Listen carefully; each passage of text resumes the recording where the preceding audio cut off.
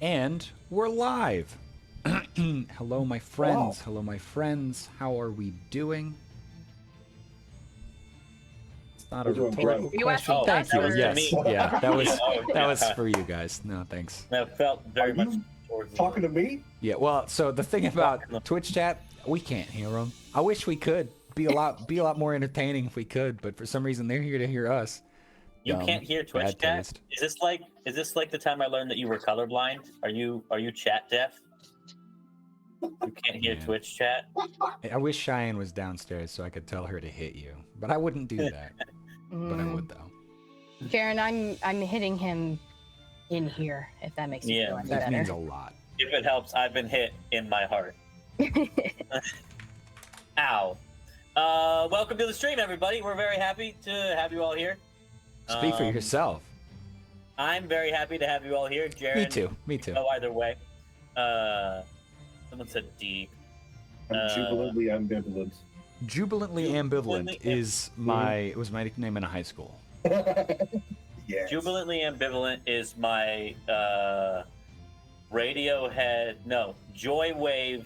Ooh, Cover Joy band. Division, yeah. Damn. Joy yeah, Division that's- cover band, but we only do them in. Everyone's a bassist, so nobody is enjoying themselves. It's all very the whole time. I love this. Big fan. Yeah. Super stoked to have everybody here. Today is going to be fucking awesome. So thanks to everyone that's tuning in. I see people are still rolling in right now. Tonight, we are going to be showcasing our eating competition mechanics, which I'm super excited about. This will be the first time that we've ever play tested them, similar to last week. So be prepared for things to go wonky. I'm really excited about kind of the lore and flavor of the way that we're going to showcase them. So stay tuned for that because that's going to be fun. Also, in a mere 28 minutes, the poll for the soundtrack will close. If you have yet to vote in that poll, boy howdy, now is the time. I'm going to put the link in the chat just a second because I want to make sure that y'all have a chance to vote. We have 134 people that voted, which is a crazy amount, and I'm super excited about it. But when I say it's neck and neck, I mean like it is super duper crazy close right now. Sea shanties and boss battle music have been like working very hard to oust each other. And Discovery and Wonder has shot up to second place. So if you have strong, oh, go ahead. Jaren, is Discovery and Wonder, are we going to combine the two categories? Yeah, we are. That's my fuck up. That's our PG-13 F-bomb. I used it this time. Get wrecked. That's my fault. I did not mean to list that twice. So I'm gonna own that. I think it was actually Dewey that pointed it out on the Backerkit, who was like, "Hey, did you notice this?" And I was like, "Oh yeah, totally. I noticed that. Definitely not seeing that for the first time." Wait, hold on. You're saying Discovery and Wonder shot up? Yes, second place. It's because link there's you two just- categories. So there's one at 15% and one at 4%. Mhm. So Oh, and you're technically, adding them together. Yes. yeah, because technically they're 19%.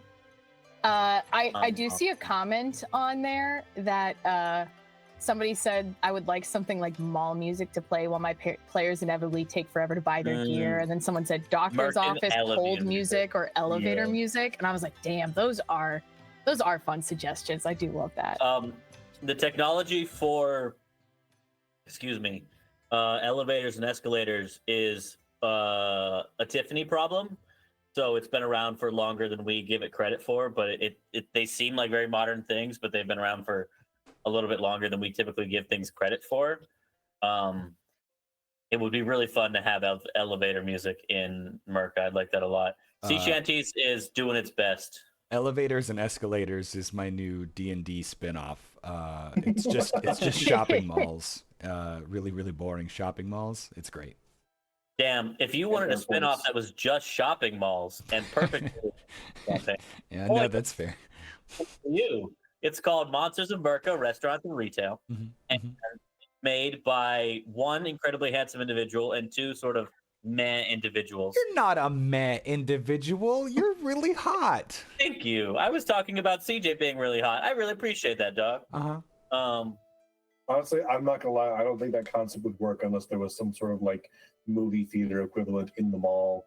Boy, do I have something for you. No, you don't. CJ, do you want to tell us about the Theoplex? So, for those of you who aren't aware, Oh, first off, God. I'm Brad. I helped create Monsters of Murka. I do primarily game design. Jaren is the one that started talking. I do like the mechanics design. That's a lot of my sphere. Jaren does a lot of our project management, which means that he has fingers in a lot of different pies. He's also the one right Oh, above Jared, me. stop fingering the pies. Yeah, We're gonna if be you could- eating those. Yeah, that would be nice. Spoilers. If you could stop. He's right up here. CJ does a lot of our narrative design. We all do everything, right? I hope that when I say stuff like that, you guys don't feel like I'm not giving you your due. But all that to say that when we were designing R&R, CJ got really into the Theoplex for a while, which is a cool place and you can go to it, but like kept forgetting he would tell us how excited he was about the Theoplex and that he had told us It wasn't even the that I last was time. really, really into it. It was that I kept forgetting that I had told you about it because I've got the bad ADHD. And so a very regular thing to hear at our editing table was like, hey, have I told you guys about this Theoplex thing? Which was funny the first and second time, and then less funny the fourth and fifth time, and then funny again the 20th and 21st Oh time. yeah, it's that classic comedy bell curve where like the frequency of a joke and its comedic value is a bell curve. It's very funny. It dips for a while, but if you really commit to that bit and you ride it out for 5 years, has it been? It definitely swings back up. Good. Well, I'm gonna go ahead and tell you guys what this eating contest is gonna be because I've only loosely told CJ, Shy, and Brad, and I have not told the chat at all what we're doing this time. So we are doing an eating contest. It's set in Murka's past, which is very cool. Very excited about that. So we get to explore a little bit of Murka's history. It is set at the Murkan equivalent of the World's Fair. This, of course, called the Planar Fair. And it's set in the city of Wind and Fire. One of the new map additions on the Murka map that's legally distinct from Chicago. So here we are in Murka's past. This would have been Murka's equivalent of turn of the century. This is where the Industrial Revolution is really kicking off. And I would love for my compatriots to introduce themselves. So CJ. Wait, can I interrupt real quick? Please, yeah. Throw. I love interrupting. Thank you. I know you're great at it. I just want to talk about, because I was researching the 1893 World's Fair, and I learned some fun facts that I would like to inject into this one shot potentially. You should do that. We will try to find a way to do that. So, it is theorized and strongly basically that World's Fair is one of the origins for Chicago being called the Windy City. Really? Yes, I guess it was very windy that summer, fall, and it got written up in the article about the World's Fair, and that was like potentially one of the first reasons. And then I told Jaren about this earlier. There was a really awful fire that happened during this World's Fair. There was they had a world's largest refrigerator, which essentially, from what I was reading, it basically just sounded like an ice rink, but like the process of freezing foods was new at the time, and a fire started, and it ended up killing like 15 people, which is sad. But Can you say that without a smile on your face, like a terrifying it monster? ended up killing 15 people. Blah. Yeah, but anyways, I just love the idea that, Murka, maybe this is where it becomes the city of Wind of Fire. And if so, what was it called beforehand? Question for you Great guys. question. Anyway, If only we had some sort of machine where we could look that up. Hold on. That's cool though. I like that. Is that the Great Chicago Fire, or is that? that's not Was that- the Great Chicago Fire, I believe, That but was it is an okay Chicago it is a fire. fire in Chicago. And another fun fact: well, maybe not fun, but it's another fact. The only thing that survived that fire was like a big brass statue of Christopher Columbus. Boo. And boo. But it's now on display in a museum. Anyways, that's your little lore dump about the World's Fair of 1893. That wasn't I a am fun sort fact. of Go ahead. Johanna said not so not great so Chicago Fire. Yeah, Welcome that's in, good. Johanna. Thank you. I can only imagine that before it was called the Windy City, it was probably called Chicago. Chicago away, CJ. Anyways, sorry for interrupting. CJ, do the thing Jaren said. CJ, why don't you introduce to the chat the character that you'll be playing today? Excellent. I will be playing DD Do Evil. DD Do Evil is a flavored dragonborn, and since I think we're just rolling up Constitution scores for this one, I'm going to say that he is a a paladin of deliciousness, but also cross-classed with like I don't know. He's going to be a cleric of some time because he's a doctor. DD Do Evil is a doctor, but also like a swindler and pretty much a murderer. And So an American doctor then. he's done forgery and insurance fraud and horse theft and has been in 3 or 4 beginners' marriages. And he has a big, evil, scaly mustache, and he's always covered in bacon grease. So here's my favorite thing out of what just happened that I just want to call out. As you were about to start riffing off of what DD Do Evil has done, suddenly there was a bunch more light in your room. Suddenly a bunch of light just burst on your face. And that makes me wonder if that was the Wikipedia article for... No. Okay, that's good. It's good that wasn't... It's, none of this is improvised and all of this is prepared ahead of time and heavily scripted. Brad and Shai, which of you guys would like to go next? I would. Brad always wants to go last. It's true. Fun fact for chat: whenever we go out to eat, and the waiter or waitress goes, who can I start with? Brad goes, I'm going last. Shai is only mad about this. Shai is only mad about this because she likes the same thing, and I am faster. Yeah. I am better at going last, and Shai is angry about it. I can concur with that. I also one of my favorite Bradisms is when the server comes over and says, "Are we ready?" And before anyone else can answer, Brad will go, "We are if I can go last." This is a very conditional ready. Well, what it is that I am unable to make a decision until somebody prompts me, but I also need to hear what everyone else is ordering, because if somebody orders one of the things I'm considering, then I order the other thing. Because Brad's a notorious food stealer. I am a notorious food stealer. That is not related. It's like me being bi and a slut. They're both true, but they're unrelated to each other. Anyways, sorry. Yeah. Hold on, I gotta remember how to do my transatlantic accent that I looked up a YouTube video about. In fact, I practiced this for quite a while with my dogs. Did they give good feedback? No, they weren't very appreciative of it. They Wow, weren't that's very super fucked up. appreciative of it. The name's Clarabelle Barton. You might know me for being the creator of insert Merkin equivalent of the American Red Cross here. Wow. If there is one. That was... I don't know if there is. So I'm giving you guys an opportunity real quick. Yeah, I mean, just... Merkin equivalent of American. riff Red. one up. What do you got? Oh goodness. On the spot. The Sapphire Plus. Fantastic. That's really So, good. hold on. Can I ask why why it's a plus? Because the American Red Cross has very clear attachments to Christianity. They were initially started by a very Christian type thing. So the idea is it's a cross, right? It's like the Jesus, they're like helping people out stuff. But Murka doesn't have Jesus, so why is it a plus? What's the thought process there?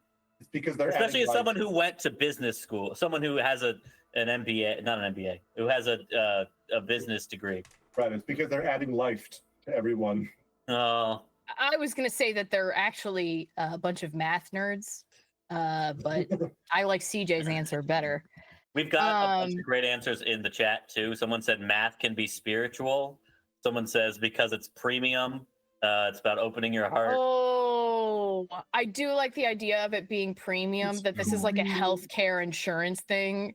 It's a subscription service, actually. Now it's depressing. Healthcare Prime. Yeah. Anyways, What's your character's name again? Clarabelle Bardton. And I'm an advocacy bard.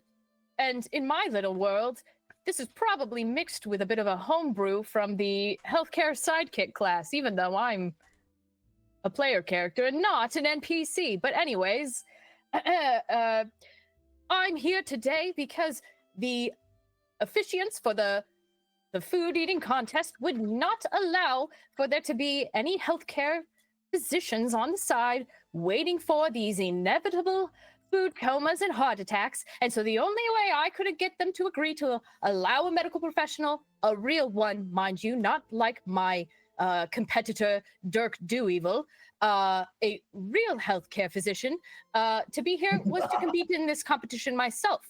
Now, I do believe that I have a fantastic chance at winning this thing, as I do understand the human, dwarven, halfling, dragonborn, food dragonborn physician, physical anatomy quite well, and so I know how to temper myself, and I think I'll be fine.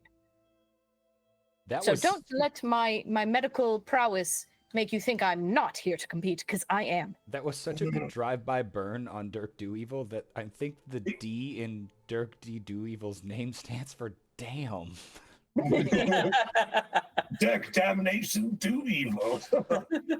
We don't need healthcare specialists here. If I die in this eating competition, I die a happy lizard. You're really Do not reminding me. resuscitate. You're reminding me of Yahtzee Croshaw has a book that has a sort of protagonist antagonist whose name is Dr. Diablery, and he's also like cartoonishly bad. So I'm gonna have to really try not to characterize you in that way. For a second, I thought you said you remind me of Yahtzee Croshaw as a book. I was just like, Yeah, when he played a book in that one video. Shout out Yahtzee Croshaw.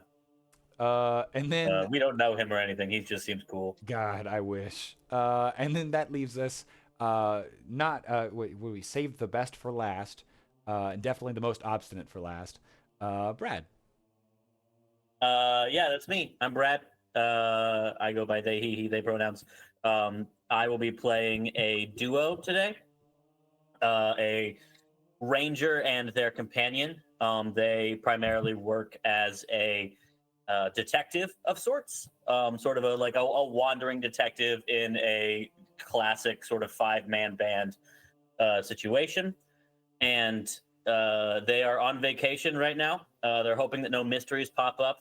So I will be playing Norville Shaggers and his companion Ruby Roo, Rubyro.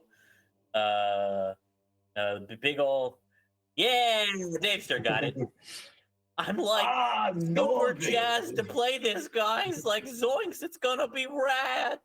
I love that CJ and I did some research on who was in attendance at the World's Fair that year, and you said Scooby-Doo and Shaggy.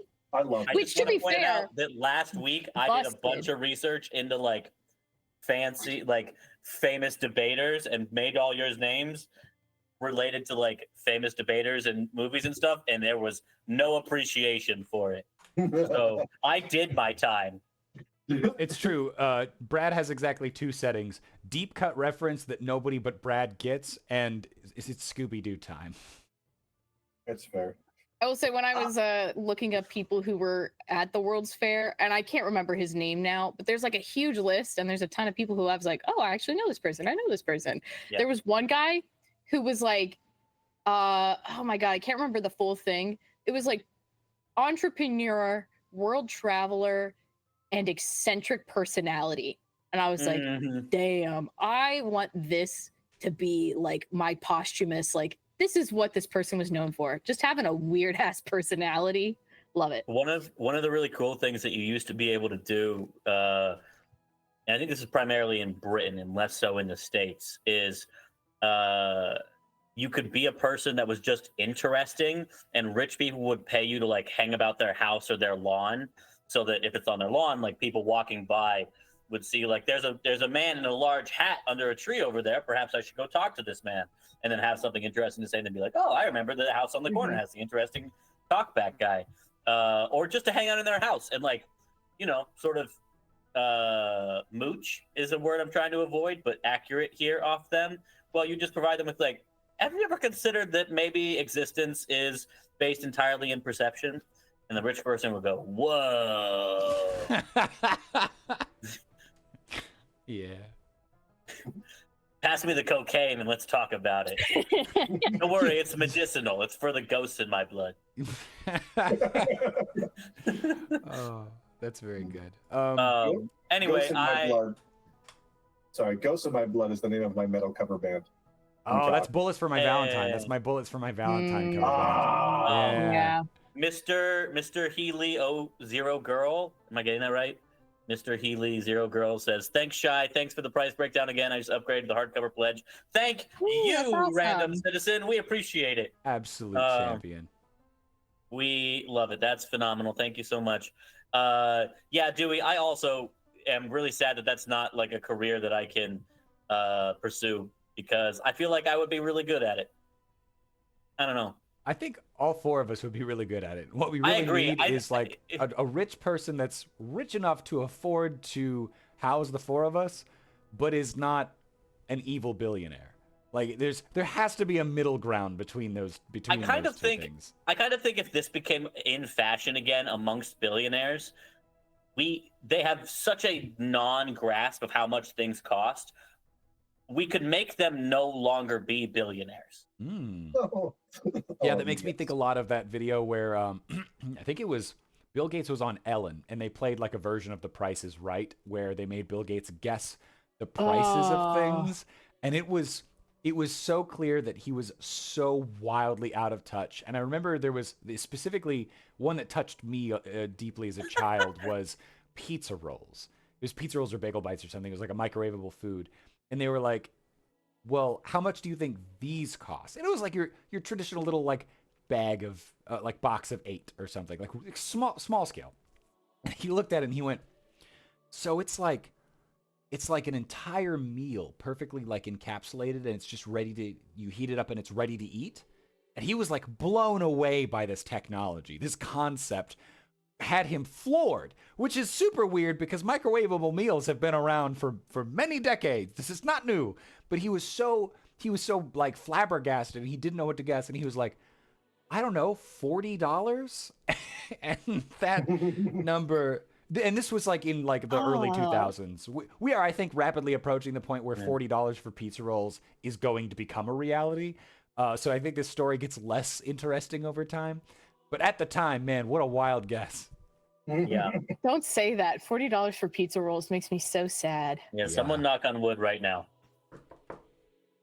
Knock, knock. Oh, Jaren, can I quickly show off the thing that I wanted to show off? Yeah, I would love that. Oh, do you want to do it in the dice cam and I can make it real big? Hold on. Are sure. we? Oh. I think it'll work like that. Let's see. Do this and let me turn on. Kind of tough to get it in there. Look at that shit. Hold on. Look at this. There we go. Ooh, look at that mini. It's like a maxi though. It's so big. Yeah. It's so big. How many squares does that take up? Yes. I think 4. I don't know. I did the math and now I can't remember. I have here's a just like a regular size mini for comparison. I think we'll probably end up scaling this guy up a little bit. Yeah. But this is All right. the test gonna give a print that we did for Wait, hold on. Don't say the the name. Don't say the surveillance. name. God damn it. Okay. Somebody already said it in chat. Okay, I was gonna give a shout out to the first person to say it in chat. That's fine. Well, you can still give them a shout out. Yeah, it was no, Dewey. we shout out Dewey a lot in chat. Look, Gilly Gull said, "I love a mini that could be used as a weapon in a sock." This thing, yeah, it's a big boy. Is it heavy? Yeah, he's got some heft to him.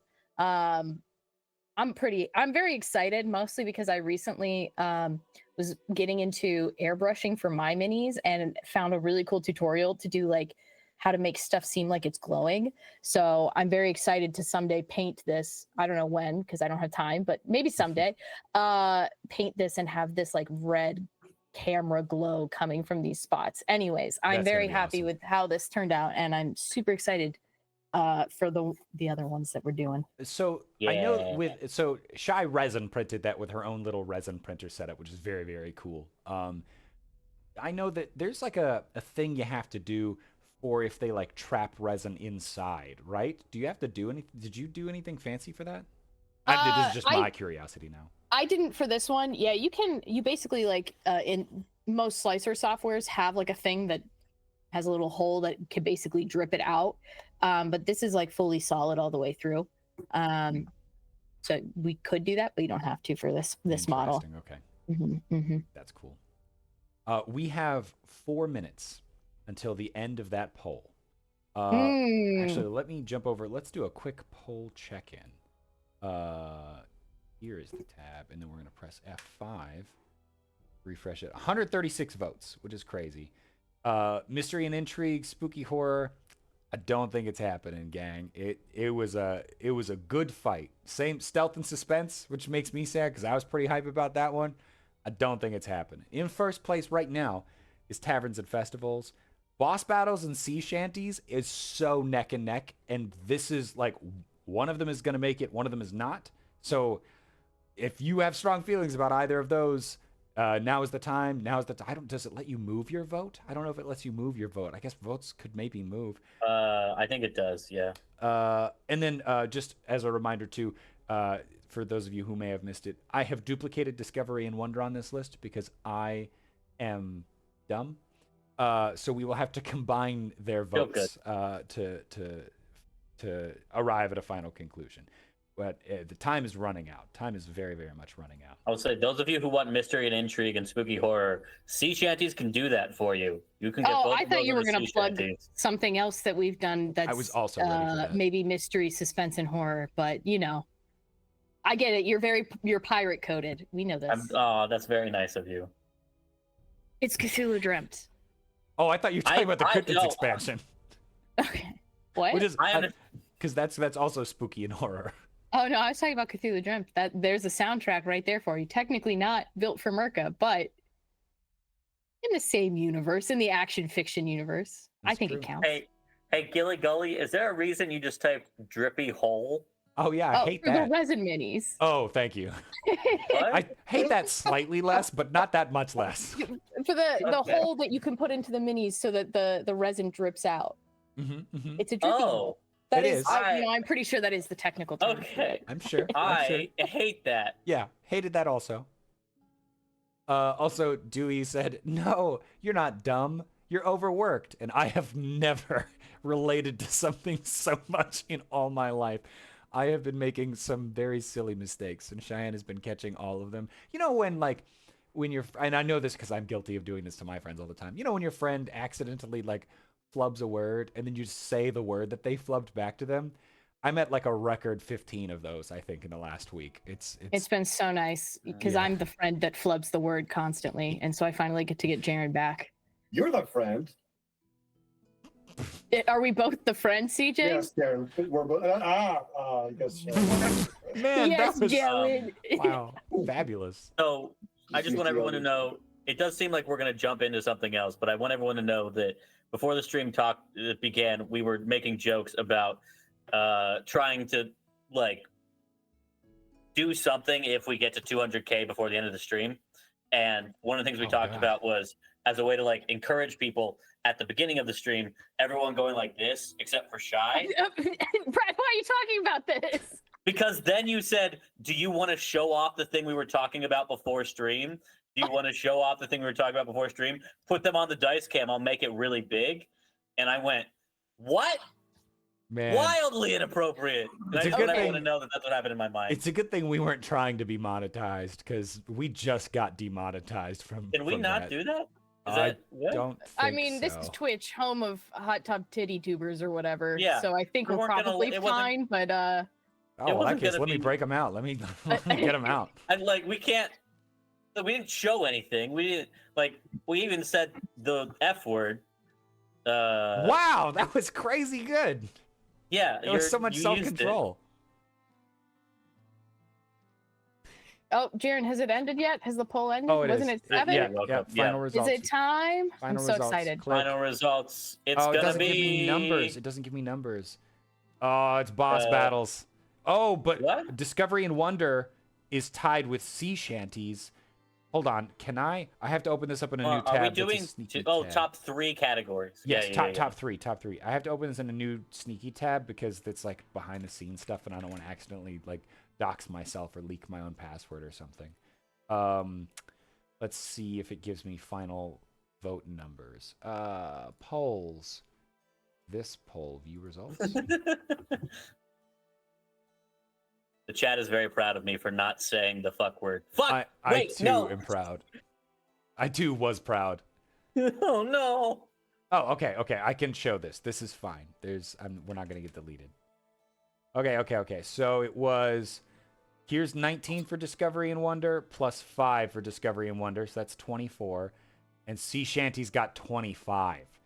So Yeah. Brad, you're getting some Monsters of Murka Sea Shanties. So here's the thing that I will admit. I'm gonna write so many good. Sorry. I'm fully stressed about this. So, the cost of licensing for music is very expensive. Now, you can kind of get away with parody stuff, sort of the way the rest of us do. The scary part is if, like, we want it to be stream safe, and we have to see if there's a way, like, do we need to change the lyrics of songs as we put them into a sea shanty to make them stream safe so that people can like play them on live streams.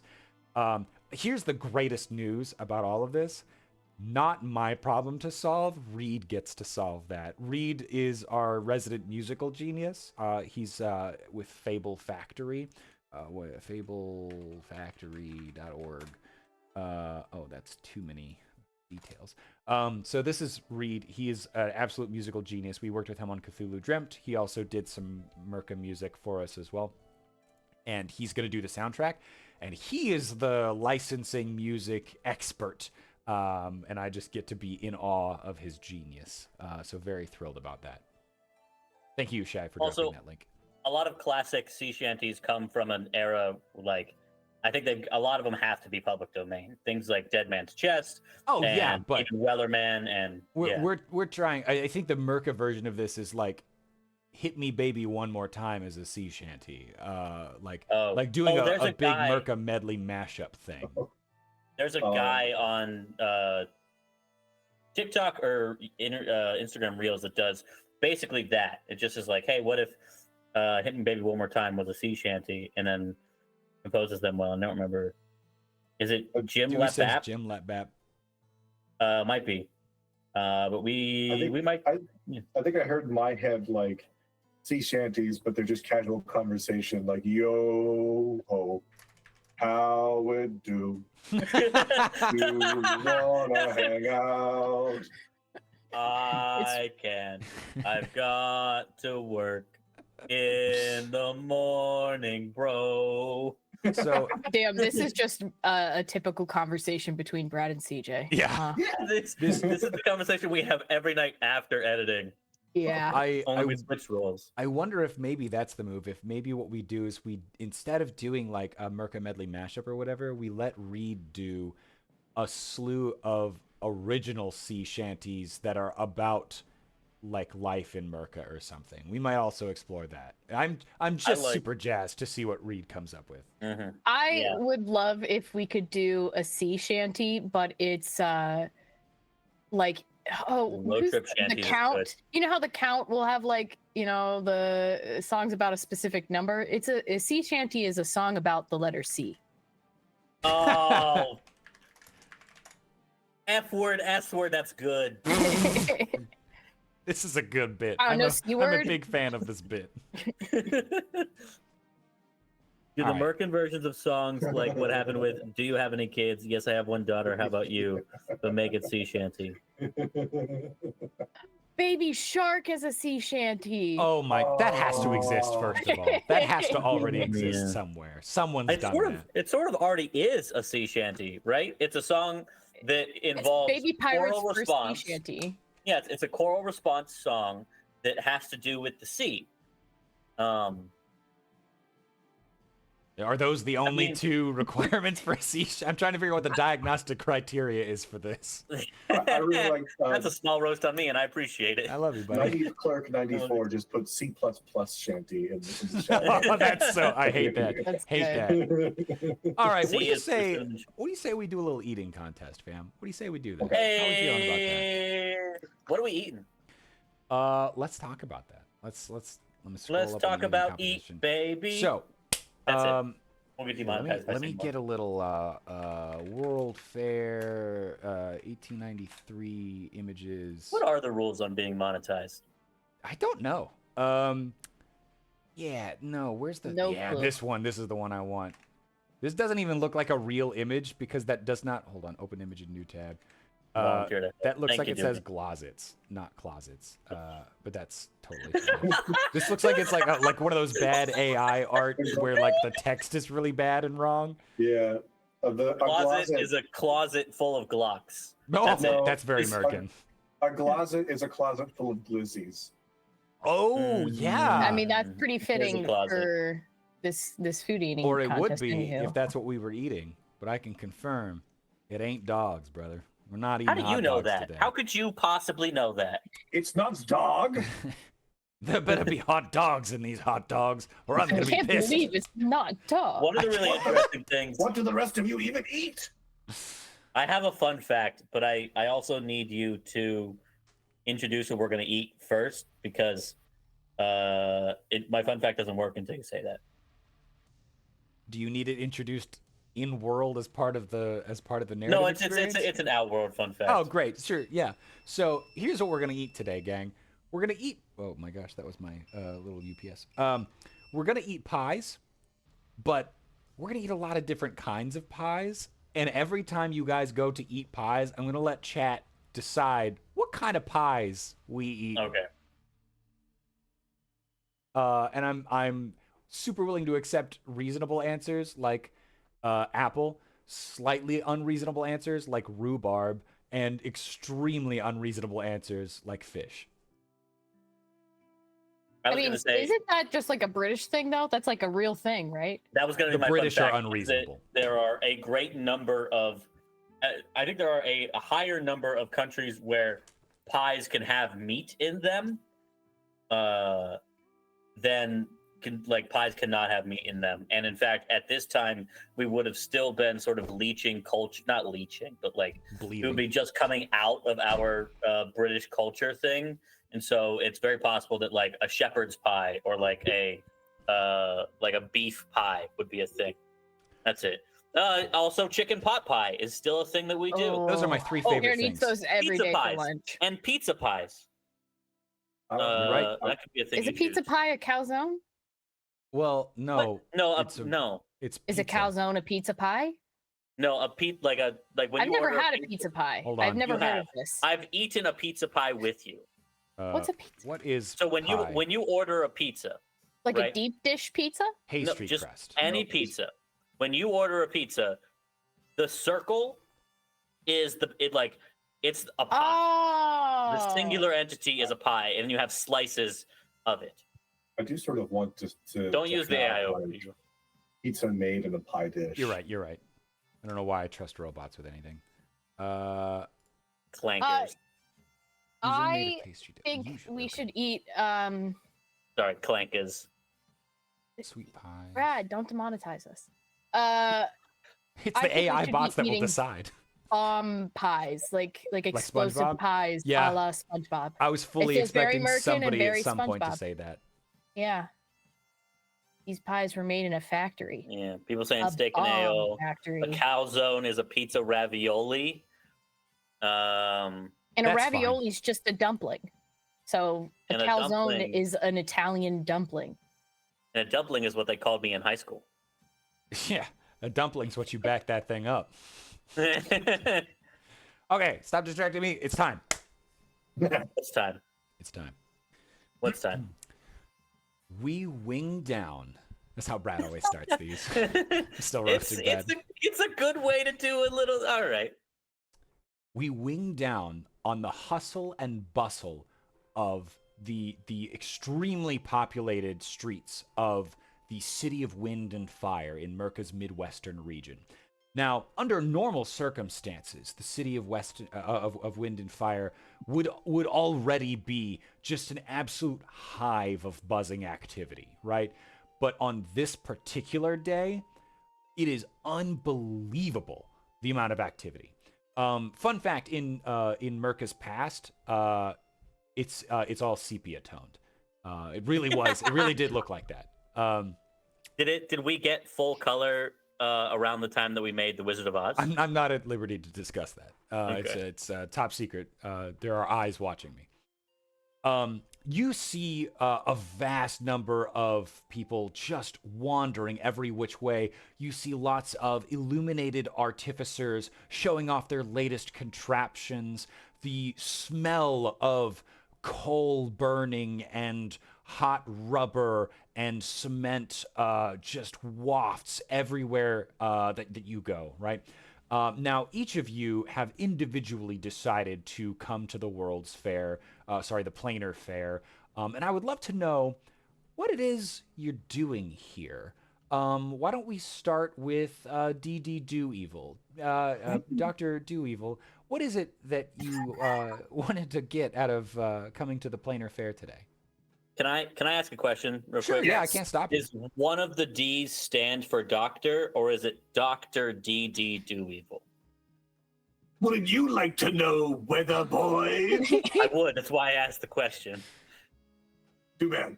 I'm here searching for my next great scheme.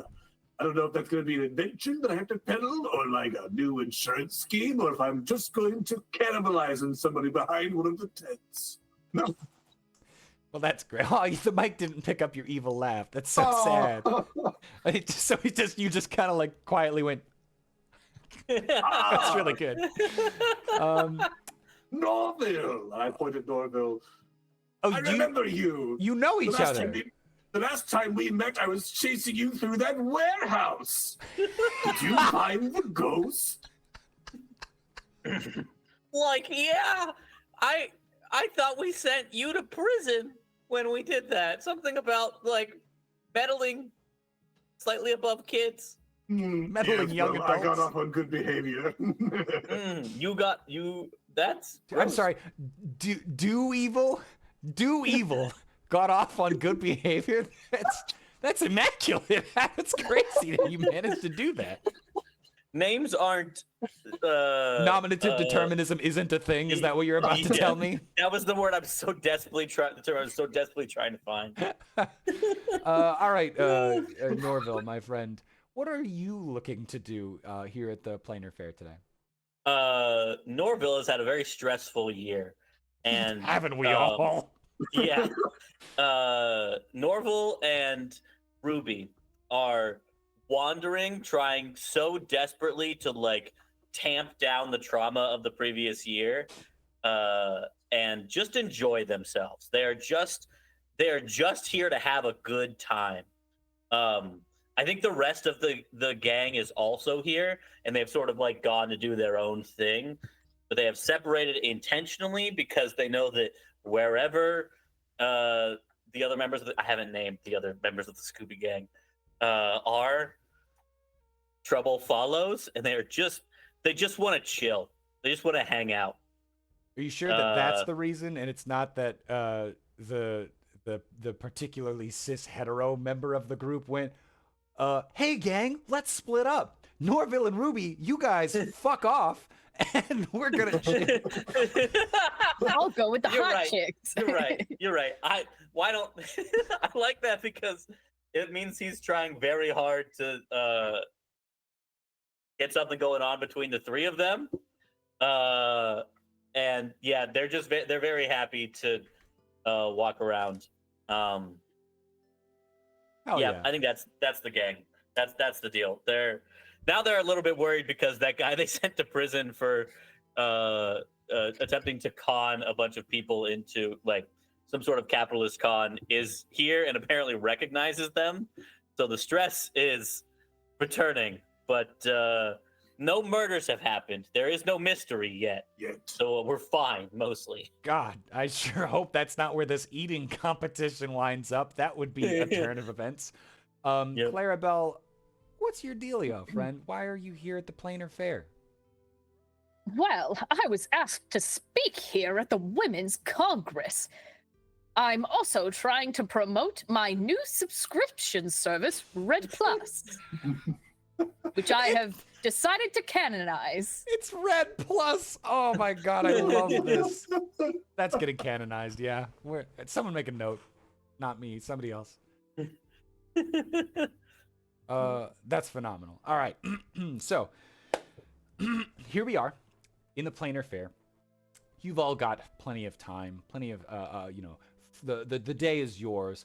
A few things catch your eye. You see this gigantic wheeled contraption by that weird inventor Ferris Bueller.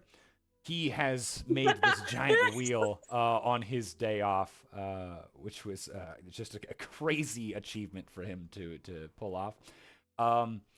There are also a number of other things that you think are very interesting. There's a big refrigerator nearby that people are, it's so large that people are actually ice skating inside of this gargantuan refrigerator.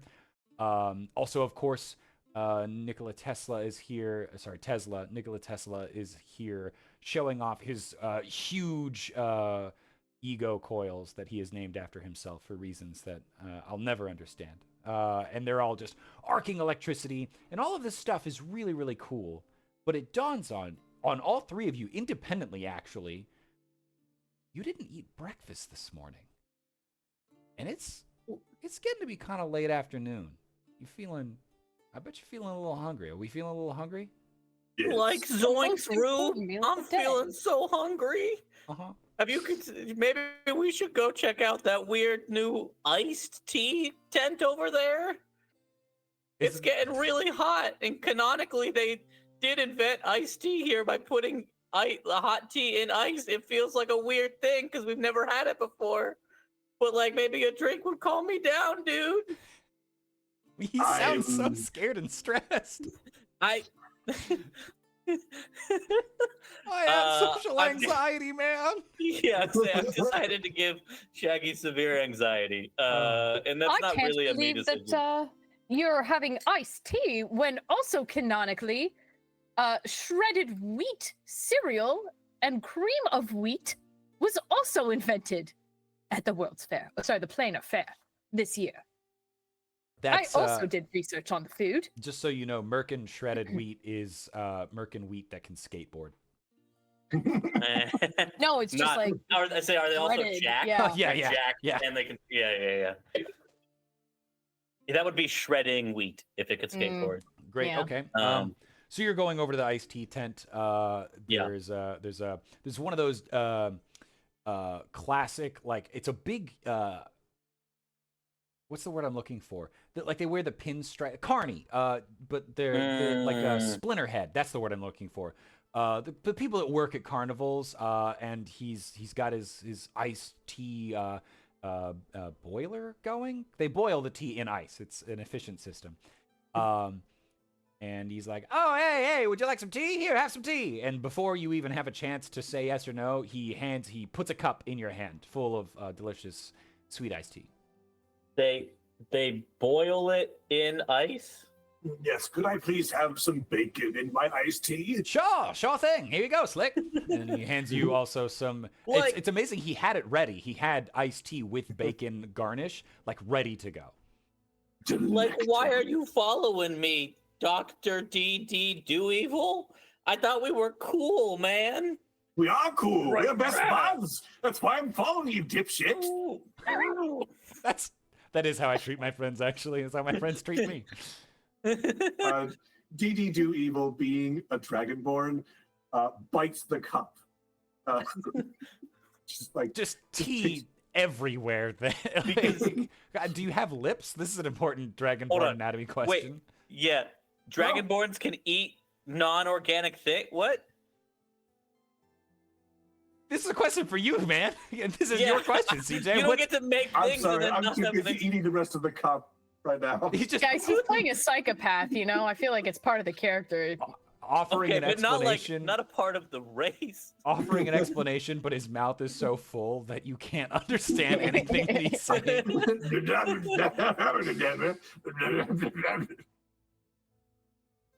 Clarabelle, would you Like, yeah. also like some tea? Do they have it deep fried? We're Yeah. at the fair, are we not? No, yeah, absolutely. So, sure thing. Did you want the cup deep fried, the tea deep fried, or everything deep fried? This is Murka, isn't it? Everything deep fried. Everything deep fried it is. And then he turns around and just full force puts his whole hand into the fryer, into all the oil. It sizzles, it's overflowing. And he pulls out a fried Dixie cup with fried ice cubes kind of sloshing around in tea, but it might also just be oil from the fryer. And then he hands it to you. God's bless Murka. No powdered sugar? Oh, I'm so sorry. You're absolutely right. And then he turns around and he pulls out one of those novelty bellows and just goes poof and just powdered sugar all over the front of you, completely coating you, the cup, everything. Delicious. I'm Just obsessed. I have a quick question. I do want to interrupt me, you, and everybody else here to ask. You're the healthcare character? Is it Yes. just and you're Yes. eating and you're snorting powdered sugar and eating a deep fried cup filled with oil and ice? Well, Listen, that's I good for you. support. Yeah, I was gonna say I support this because I wouldn't have any customers otherwise. You know, I'm gonna get to treat like the diabetics after the World's Fair. Oh no, Damn. this is too real. It's too real. Damn, that's dark. That's coming from Yeah, me. I really thought you were gonna be like. They thought cocaine was good medicine at this point, so like powdered sugar has got to be fine. But you just went full capitalist on it. I mean, ¿por qué no los dos? I just assumed that Yeah. it was because she's like cool with accidents happening and she's jovial and stuff. Say he kind of he leans way cartoonishly far out of the booth so that he is like somehow his legs are still in the booth, but he is all the way in the center of the three of you, kind of like big sort of maybe not intentionally but like discomforting grin, like this dude is just too pleasant, too happy to be here. And he kind of leans into all you guys and says, say, you wouldn't happen to be hungry, would ya? Like starving, my dude. Ooh, that's not the voice. You get a second pass. Nobody saw that one. Thank you. Yeah, like starving, my dude. Like zoinks, man. I'm hungry as fuck. I'm noticing that zoinks is like your anchor phrase that gets It you really into the is. voice. And so you're just gonna. Terrible. I realized that as I said zoinks in that last sentence. Well, that's one. We've got one. One person's hungry. One. Going on two. Do I have two? I'm famished. That's two. I have two. Do I have three? Do I hear three? Do we have three? Do we have Saliva three hungry drips people? from his mouth as he says so. I could go for a bite or two. That's three people. And then you hear like alarm bells dinging and like a slide whistle goes off and like all of the strangest, overwhelming cartoon sounds. And then all of a sudden the tea tent just folds open like a Michael Bay transformer. Just starts like things just start folding in all sorts of different directions while he's talking, and he's like, "You three have just been chosen for this eating contest." Now, you may not have heard of an eating contest because they're not very popular yet in Murka. Wink, wink, nudge, nudge, fourth wall break. But they're all the rage in the Great Northlands, and today's your lucky day. You'll get to be part of the first eating contest right here at the Plainer Fair. And just wood going ka-chunk, ka-chunk, like it's like the tea tent would have been this big, and now it's morphed into this like gargantuan stage. There's no way all of this material was all contained in that tent. So does this Decepticon behind you have a name? Appetitus Prime. I have nothing better than that. That was very fast and perfectly good. Yeah, that was great. Thank you. Who wants to be less hungry? That's the name of the game show, by the way. Lay hungry? Less hungry. Less Less hungry. hungry. Like, Oh, yeah, it's like not less French. hungry, dude. It's not French. I'm gonna need an affirmative yes. That's one affirmative yes. Then we need a second affirmative yes. We need another one. Who else wants to be less hungry? Who wants to come up here and eat some These food? two want to be less hungry. Oh, we have all three by way of transcendental consent. This young dragonborn has just volunteered everybody here, which is an implicit signing of this waiver, so you don't need to read this. And then he just shreds the waiver and flings it into confetti. Come on aboard the Appetitus Prime, and just I invites you love to transcendentalism. he invites you to these three podiums that kind of chalk into place. Oh, that's cool. Now, I do have a question here, real quick. You sure can ask, but I may not answer. I do believe that the young man with the red eyes, who looks a little bit out of it, he does have a dog. That dog is not participating, correct? Absolutely not. Oh. Dogs aren't people. Dogs don't have rights. Like zoinks, dude. I had planned for the dog to do the competing. Just kidding. Dogs have all the rights that they need, and that dog can get up on the stage. But now you have Damn, to that stay was here. a really quick civil rights movement. I'm like, zoinks. I love that, dude. I Hey, gotta things move replace fast at the Plainer my Fair. cursing. Yeah. Well, welcome to the future Norville. Wow. What's That and then looks he's so he's much got one like of those like before. he gets one of those like a magitechnological microphone, but it's one of those old radio microphones, like what the guy from Has Been Hotel that I'm gonna get flamed for not knowing his name. His name starts with a The P. radio demon. Yes. Not Whatever we s- Asriel. It's not. Whenever we say Surely. something is Magitech, I just imagine that it's a Alistor. rock with runes in it. Yeah, kind of. Yeah. Alistor. Alistor, thank you. So he has one of those like radio style mics as a piece of magic technology, and he leans down in to this. What kind of dog is Ruby? Ruby is a blink dog, which is. Fuck. You good? Yeah, it's just not. I was expecting, I don't know, like Great Dane maybe. No, they wasn't look ready like for this. Dobermans. They Yeah. look or like Rottweiler Doberman sort of. I always get those two, but like the jowly sort of big, short-haired black dogs. Okay, so But also, when go- they get too excited, they will teleport. there it is. That's what I was waiting Great, that's for. what I was looking for also. Fantastic. That might put you at a disadvantage. Young puppy Doodle, what is your name?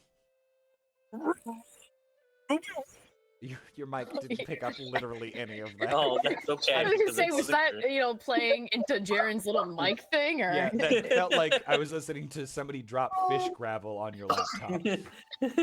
My name is Ruby Roo. Okay. I've got a reaching rhetoric. Well, Ruby Roo, why don't you rum on round? And then he just kind of like motions for you to Are take. you making runnery? Absolutely not. Right. Okay, just checking. And then does in fact go behind the thing. Great. Would you all kindly take your places at the podium then? Are you choosing to do so? Yeah. Yes. Yep. Yes, I'm it. Great.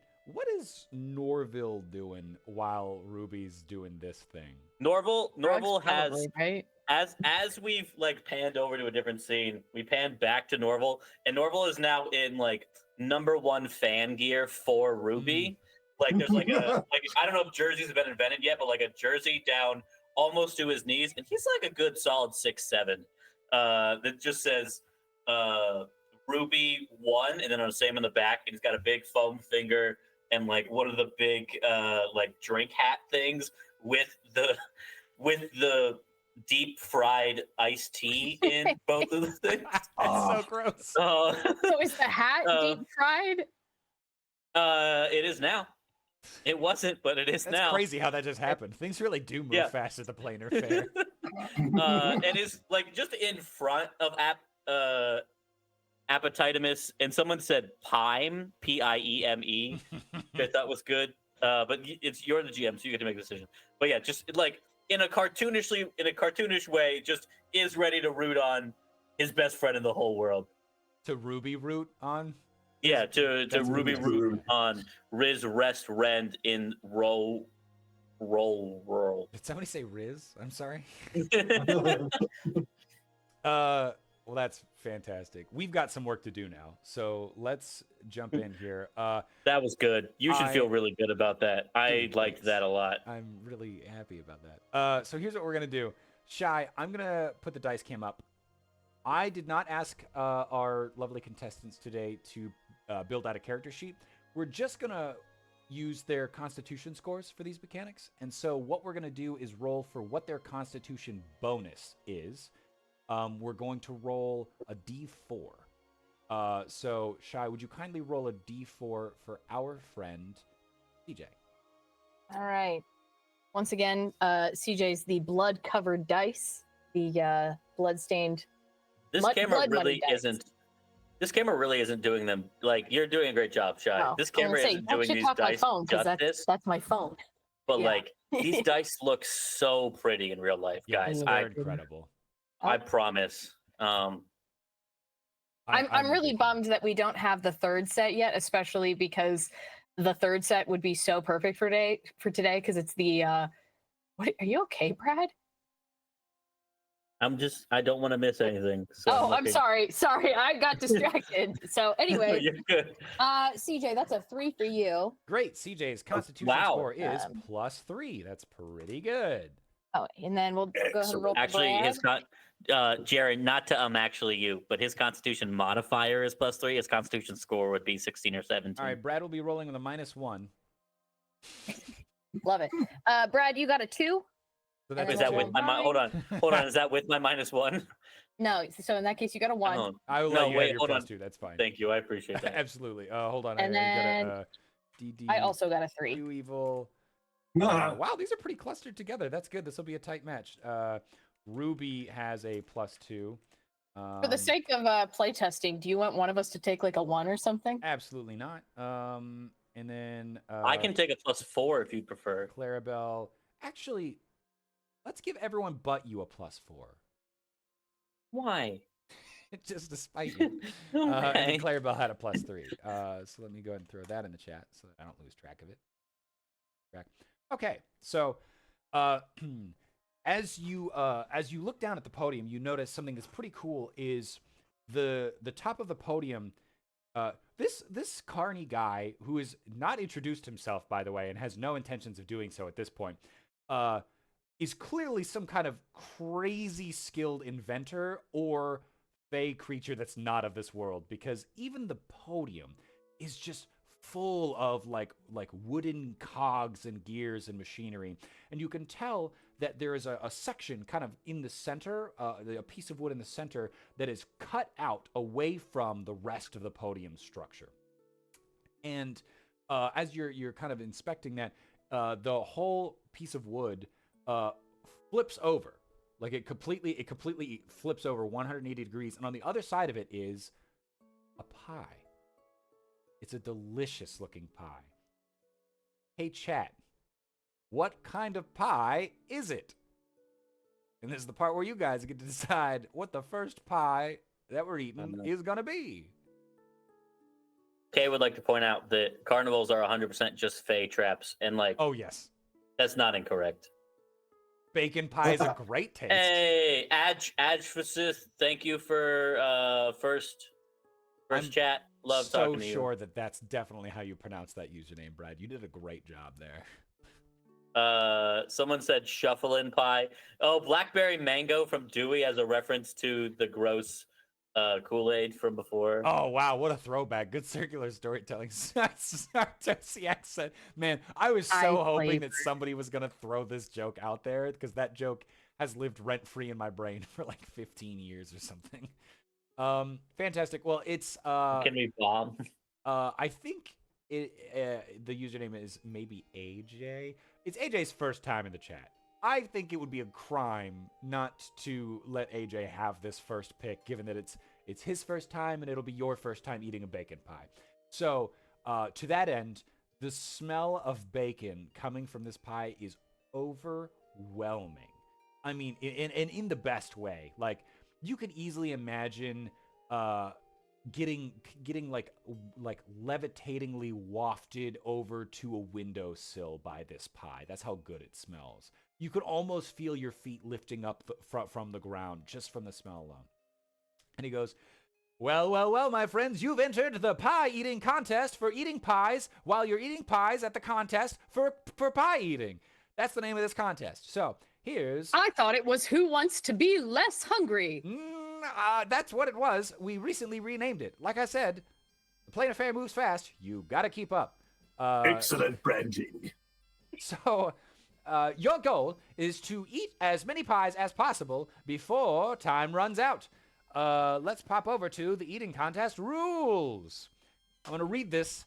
God, yeah, I'm gonna commit to this bit. I'm gonna read this in this character. So, all right. Before you read it in the character, can we have the character's name? No. Because then you wouldn't have it.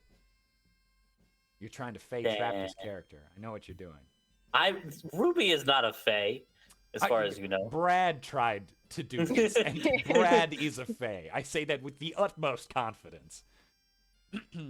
For the paladins of flavor, food is sacred. There's a certain sanctity in the act of eating, nourishing your mind, body, and spirit in equal parts. But for the paladins of deliciousness, hey, that's Dirk D. Weevil, to gorge oneself fully is as close to divinity as most can hope to come.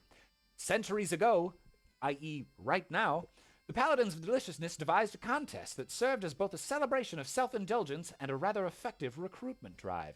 In this binge-eating battle, contestants attempt to out-eat one another, and the victor is the one who eats the most without calling dinosaurs. You know, praying to their god on the big white sending stone, screaming at the grass, making chunder chowder, doing their best dragon impression, taking a second look at second breakfast. What I'm trying to say is, you gotta keep the food down if you want to win. That is specifically there for CJ, who absolutely loves euphemisms. Specifically calling dinosaurs is there's a little like light thing. I love praying to your god on the big white sending stone. That really gets me. I'm really glad that one makes you happy. This is sort of unrelated. One of my very favorite things that is like that. It's not about throwing up. It's about going number 2. Is taking the Browns to the Super Bowl. That's a classic. I like that one a lot. Especially living in Columbus and being a Cincinnati fan. That's great for me. As you Sorry, realize, I was not showing this off. Last paragraph is, while eating competitions have been celebrated traditions throughout the kingdom, to include Nathaniel's hot dog eating competition every Murkan Unity Day, some paladins of deliciousness gamble on unsanctioned high-stakes eating competitions and back alleys of Flavor City, serving as one part lucrative source of income, one part recruitment drive. That's what's happening today. So here we're going to run an eating competition. Now, the way we do eating competitions in these mechanics, there's 2 kinds of competitions. You can do a Chow Championship or a Speed Eating Showdown.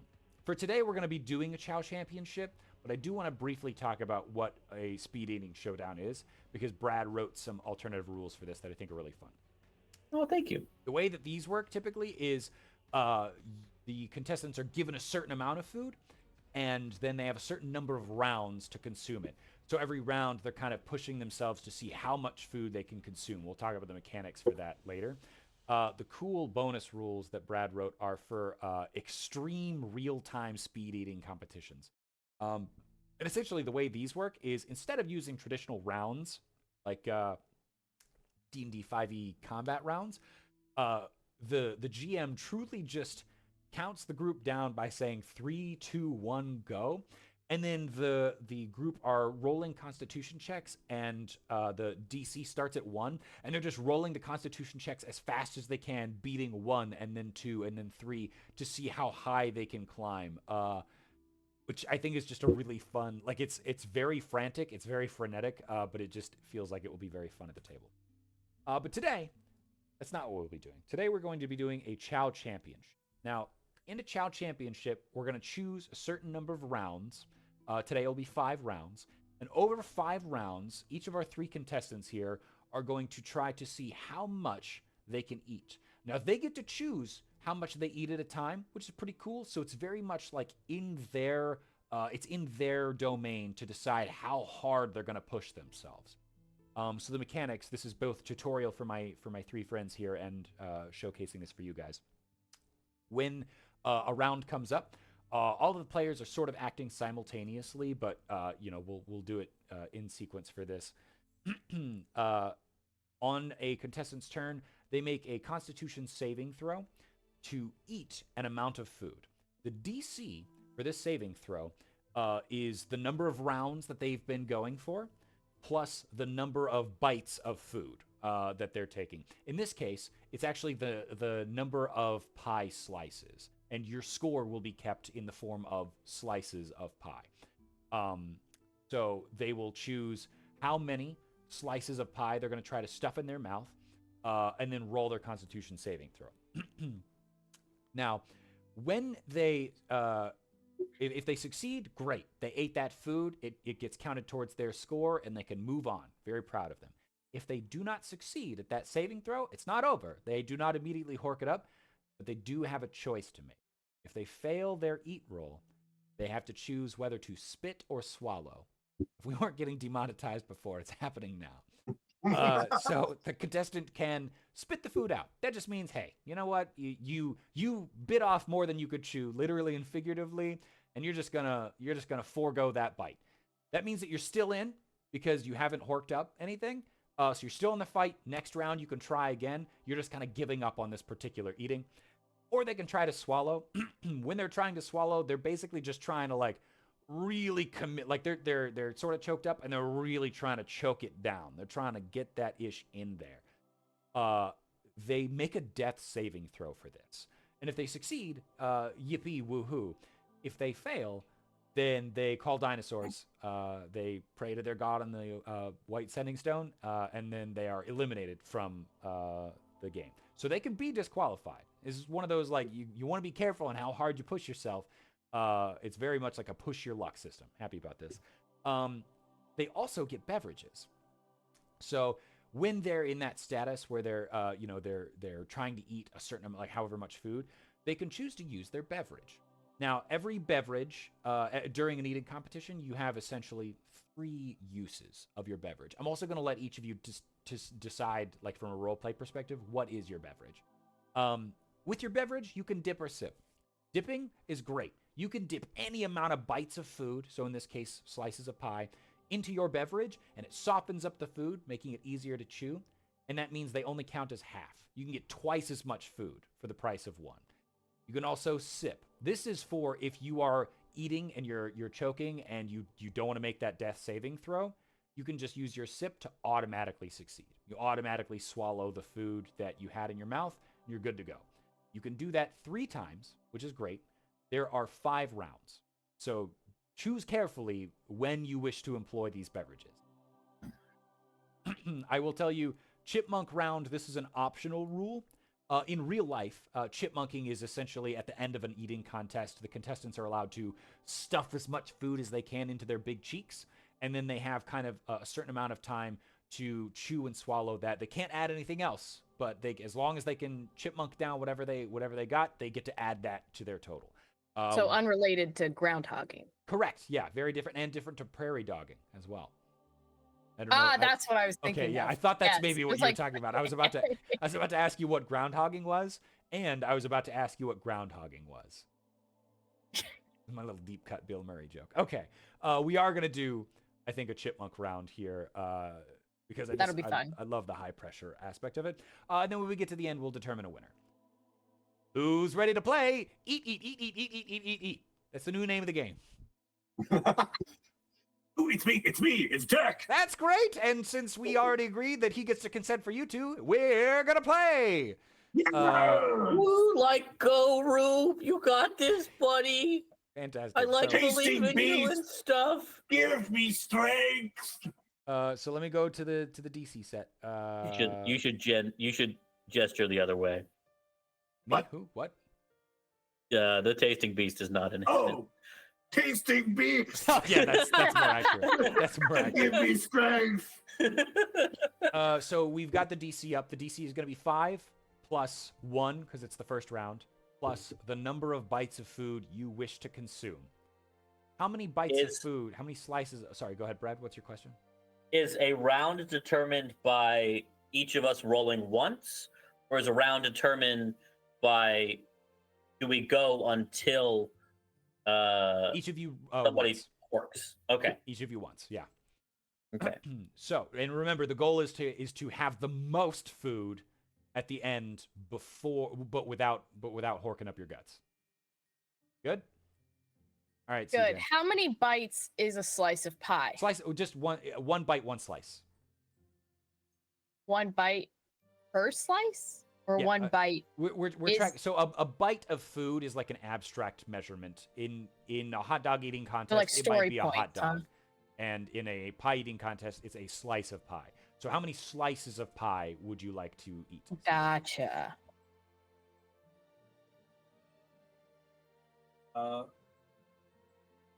13. 13. That we Holy. are starting off strong. So 13 plus 6 is gonna be 19. You see 19. Yeah. So the DC for your Constitution saving throw, my friend, is 19. Let me get the dice cam up. Is Guys. CJ proficient with con saves? For the purpose of this, we're just gonna assume nobody is. Okay, so CJ needs to roll at least a 16 on a d20, a thing that he has never done in my entire knowing him. That's Yeah. not true. Yeah, no, I believe in you, CJ. I don't believe in you, actually.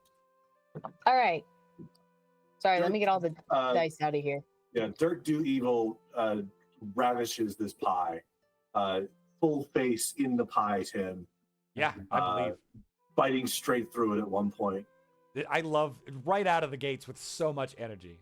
Very impressive. I do want to say that my visualization for these bacon pies is that it's like man versus food style bacon pie where everything is bacon. Like Yes. there's not pastry crust, right? It's Yeah. just bacon. It's Okay, woven. great. It's a woven bacon crust with bacon jam filling, and a woven bacon 7. bottom as well.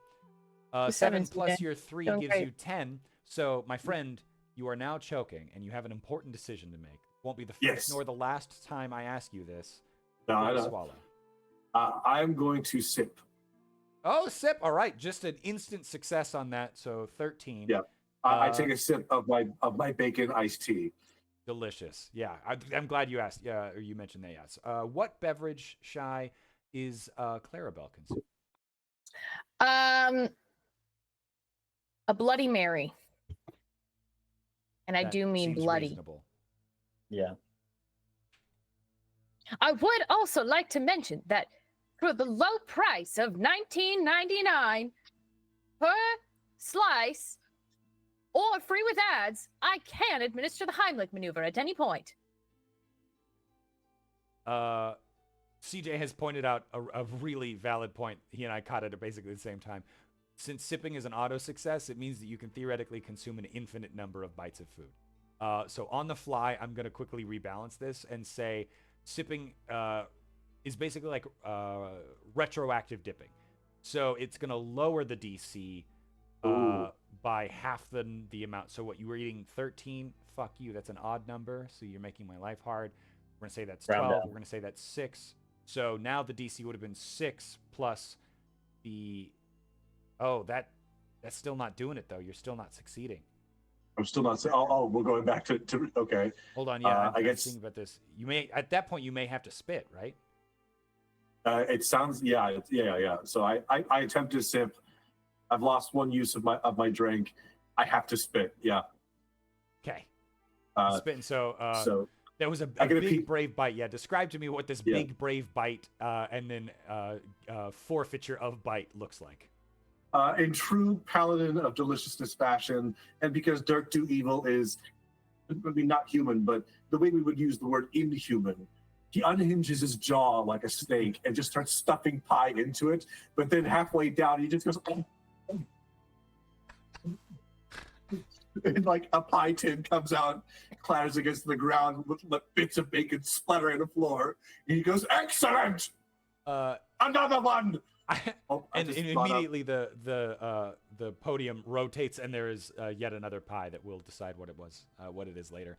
I just showed Shy this video earlier of this cat. This video of this cat makes me laugh so hard. It's just a cat that's trying to take the absolute biggest bite of food, just an unreasonably big bite of food. It's one of those naked cats, and it like unhinges its jaw like it's furious at this food and shoves its face in like it's like an alien is trying to emulate what cats do when they eat, and it's so funny. All right, so that's Dirk Do Evil with a high score. Round one is 0. Great work, my friend. And we're gonna move on to Clarabelle. What die is Clarabelle using? This die, one of my own. Like I said, we don't have well, actually, you interrupted me, but we don't have the fun ones that would have been perfect for the food eating contest, but that's okay. We'll get them soon. I mean, they're all fun. We don't have the scented one. Yeah, the scented food themed ones. Slow and steady wins the race. 2 slices, please. 2 slices. So the DC for that is going to be 6 plus 2 is 8. Go ahead and roll better than an 8. I'm not CJ. It's a 7. But you're adding. But I your have plus 2. what is it? Plus 3? Plus 2. Plus 2. So 9. So that's 8, 9. All right. That's it. You ate 2 bites of food. Fantastic work. Ruby Roo. I would like the DC to be 11, which I think means I need to take 5. 5. Yeah. Which means that I need to roll a 9 on this die. Great. All right. That it does include my modifier already. Putting the odds in your favor, playing the math game. Yeah, I was gonna say I feel like I'm at a disadvantage here. I'm playing with people that design mechanics and math, but also CJ. So I don't. should be fine. I don't design math. 13. Hey, 13, great. So you're eating 5 bites. Ruby Roo tongue unfurls like a yarn thing, and then like picks it up, and then just brings the whole thing, tin and all, into the mouth, and then there's a like pie-shaped obstruction in their throat, Yeah, and then goes. Man, your mic is Sounds like absolutely you said Ruby Roomba. Robin. Yeah, it sounded like you went Roomba. Roomba. Yeah, it was supposed to be yummy, but in Scooby-Doo speak, so rummy. But Rumba works too, maybe. I'm really living for Clarabelle, like daintily, like handkerchiefing the corners of her mouth after that first round. Great. So round 1 done. Fat scores of Goose Egg 2 and 5 with Ruby Roo in the lead. Who could have possibly seen that coming? Chat, what pie are they eating next? While we decide that, can we get a quick live Norval reaction? I don't know. Is that Pat, okay? Can we? I mean, I just want to know. Yeah. I don't want to interrupt things. I want to get absolutely. permission to do. Yeah. Okay. Yeah. While we wait for more pies. Norval has devised a cheer for Ruby, and it's row, row, row, row, row, row. And it's just like one man dancing and like, woo! Could not be more into this. Oh Yeah. I'm just deciding if I can kick you out of this Google Meet without screwing up the OBS layout, but I can't. You cannot. I'm yours. Stuck with me. I'm yours. Stuck with me. So we have exactly. Okay. Now we're getting more. Oh, more that one's fun. Taco pie and irrational pie. That's pretty good. Let me scroll up and see what some of the. We other got an previous American suggestions pie were. yet? That's a good one too. Oh my god, we've talked so many things in the past pies. Holy shit, so many pies! What the hell? We've talked Shoe so fly many pie, things. blackberry mango pie, jam pie. Yeah, what's the shuffling pie? What's the deal here? I think Shoe that's fly. shoe fly. Don't bother me. Mhm. Oh, I'm gonna say let's do the taco pie. We're gonna do the taco pie, and I think we Yeah. might do the irrational pie next because I think that sounds like a very cursed thing to try and describe. So, the pie that flips over in front of you on your same podiums, this time smells of delectable ground beef, sour cream, lettuce, tomato. They went all out, so there's like a dollop of guac right in the center that is. That's $1 spread- extra. Yeah, normally it would be, and it's arranged in these really beautiful, intricate little patterns, kind of like all over the top of it. And the crust of the pie is a Doritos Locos, like it's a sheet of Dorito on top of it, or I guess it's don't in Dorito, Murka- but there's an H somewhere in the middle. no. Well, in Murka, I think we just call them doors because they're not Door they're toes. not- Door Door toes. That's what they are. Yeah, I was like, Door toes. I couldn't remember if it was Door toes. doors because they're not little. So like the full size Dorito is just a door. It's not a Dorito. It's just door. It's big. But no, you're right. El It's Doro. door toes. So it's a door toe crust. Very delicious. That brings us back to DD Do Evil. Would you like to try again, my friend? I would. Let's see. I want to do 7 bites. 7 bites. All right. To That come out is to 14. so 5 plus 2 is 7 plus 7 is 14. Great. Let's do it. 7 bites. Guy, would you kindly roll me a? Oh, yep, that's my job. I That's am my good job. at it. There we go. 15. Hey! Good job, CJ. That's 7 really high for bites. you. You're Yes! catching up real quick. This is good. Clarabelle. I love Doritos. Fuck. And then what does it look Alright. like when you eat this taco pie, my friend? What does it Okay. look like when you eat this taco? Where did you go? I was reading the chat. I'm sorry. Unholy. It looks unholy. Again, he's got no, like, never heard of the concept of manners. Eats it full faced. Gets Dorito everywhere and ground beef. Yeah. Ugh, this is making me really want one of those taco pizzas from Hound Dogs. Is it Hound Dogs or Shout out. Monkeys that we get that? Hound dogs. It's Hound Dogs. Shout out to Hound Dogs. They're not a sponsor of this channel, but we I wish they were. like them. They could They're be if based- they wanted. They're based out of Columbus. They're a lot of fun. We love them a lot. Yes. Yeah, we're gonna need to get Columbus. something after this because I just had mac and cheese and it wasn't doing it. I'm not gonna. I mean, it was good. But it's, Yeah, no, same. We'll maybe order a pizza or something. Damn, I Clarabelle, wish I was one of you guys. Pizza. All right. sorry, Pie? kid. All right. Oh yeah, that's an option. Pizza Oh wait, pie I is have an to option. say how many Yeah, first. I'm a goober. Can I get extra sour cream on this? Oh yes, you can. And then he turns around and he pulls out that same billows thing from before, and he squeezes it, and it sprays sour cream all over the pie and you.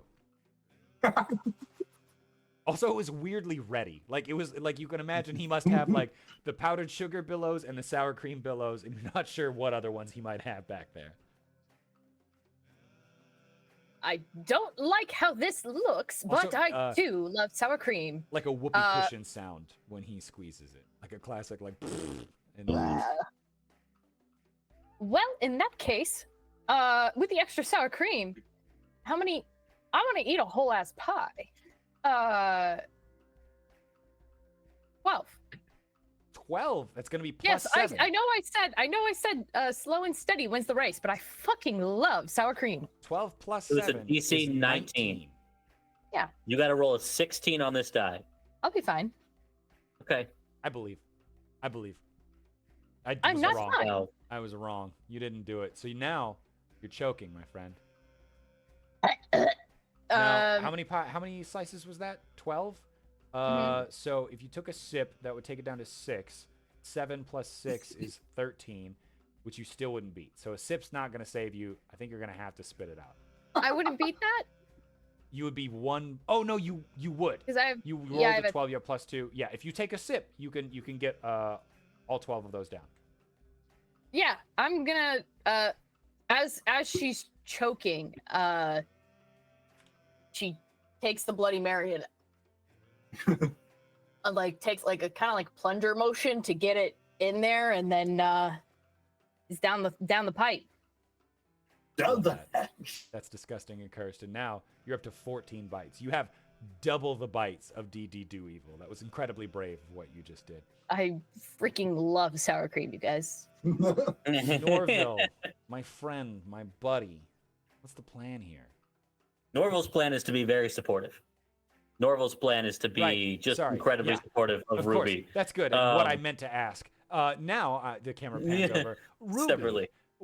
in a totally unrelated to that question, what's the plan here? How many bites, how many slices of pie would you like to consume? What are the current scores? I'm at 5. 7, 7, 14, 5. Let me throw them up on the stream. 7, 14, 5. Okay. I would like to take 10 bites. Great, that's 17 DC. Okay. My thing is You have to roll- is yep, plus 2. So I gotta get a 14 or 15 or better. 14 or better, right? Damn, that's 19. Damn. Very Oh, I nice. forgot to put the dice can back on. That is a nice 19. All right. Oh, How yeah, many you get slices that was dice that? can back up. How many slices was that, Brad? 10. 10. Which should put me at 1 above Cheyenne. Yeah, which is a great place to be. Describe for me what this pie looks like going down. I think that we do the shift to Norval, and Norval is like, I'm so ready to be so zoinking supportive of my best friend, and then we pan back and we see that Ruby's pie tin is completely empty and actually like clattering on the ground It's on the thing, and it's just gone, and like Ruby looks almost confused, is like, what was there not roar? I really love that this interpretation of Shaggy uses zoinks the way Smurfs use Smurf, where it's like one of the, it's not just an expletive, it's like a multi-purpose word. Yep. Yep. Great. DDD, triple D, D cup over here. What is the number of bites that you would like to eat? Oh, sorry, no, you don't even know. 'Cause you don't know. 38, we're on a new pie. Yeah, you don't know what kind of pie this is, and then it flips over, and the pie that flips over is mathematically, it is a perfect circle of pure logic and reason. It's so perfect that it's incomprehensible. Some might even say this is an irrational pie. Can I measure the? The very instant that you try to conceive of measuring it, you experience like a Cthulian kind of madness. You dissociate momentarily, and you are sent hurtling to the math dimension for what feels like a math amount of time before you return to your body. Thank you for using the time that you left. Thank you for using the word dimension and not plane. Yeah, no, I got you, I buddy. love you a lot. I love you Yeah. too. Dirk picks up his pie and just like, I dream of debauchery like this. And then how many bites is Dirk eaten? I think I'm gonna. Oh my hold on. I think I'm also gonna go for 10 bites, but I am gonna take a sip as I eat. Okay, so it's a 5. So 8 plus 5 is 13. Your DC's 13. Yeah, He said that you have to do sips retroactively. No, you don't have to. Just that if you do a Oh. sip retroactively, that's how it would work. Mm. Oh. Yeah. Okay. We'll have a trio conversation on the actual balance of this and what we want to do differently, if anything. But for now, that's how we're gonna run it. Okay. Oh, I'm rolling again. That's me. That's my Yeah. job. Everyone do a worry. drum roll. 12. All right, 12 beats it. 12 is what you needed. That is 10. Hold on. 10. This would be 8. 12 does not beat it. My Yeah, D- the the plus DC's three. 13. He, I have a plus he 3. sipped, so the 10 Oh, he was sipped, cut so in it half. halved it. Yes, You're right. Yeah. I forgot about the sip. My bad. yes. My He bad, has my bad, my one bad. beverage use remaining. Yeah. Yep. We're in what round Yep. are we in? 3. Round 3. As the entire pie slides down his mouth, his gullet, you can kind of see the light coming off of the pie still in his throat before he closes up, and that's it. That's giving me like Stephen King's It vibes in a way that I don't like even a little bit. I hate this a lot. Moving right along to something way less disconcerting. Clarabelle, how many slices of pie is you gonna eat? I would love to have 3.141592657532338. It's been so long. But that's how many slices of pie I'd like to have.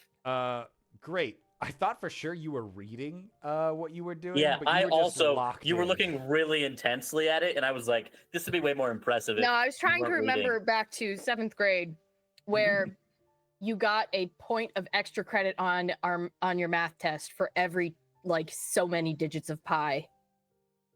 So that's it's still in there somewhere. So I do regret to inform you that we round down in D&D, so that will just be 3. 3? Yeah, that's fine. That's fine. No. All right, so that's going to be 8 plus 3, which gives you 11 is the number to beat. Alrighty. That's a 5. All right. So a sip's not going to save you. You're horking that bad boy up. Well, you're spitting it out. I can choose to spit or swallow, right? You can, yeah. You can choose to try and swallow it. It will be risky. You could choose to try and swallow it. So let me pull up the not rules for going that. to defile the perfect pie. I will be swallowing this. All right. Oh. You make a death saving throw. This is make or break. If you fail this death saving throw, that's over. Do you know how death saving throws work? You roll a d20, right? And then no, you don't, and you need Jaren to explain it to you because there may be some people watching that don't know how it works. That's Brad's really subtle way of saying that Brad has no idea how death saving throws work. I know how death saving throws work. Don't. You've never designed a D&D thing in your life. That's definitely never happened. I know how they work. Just you tell me, and then I'll confirm.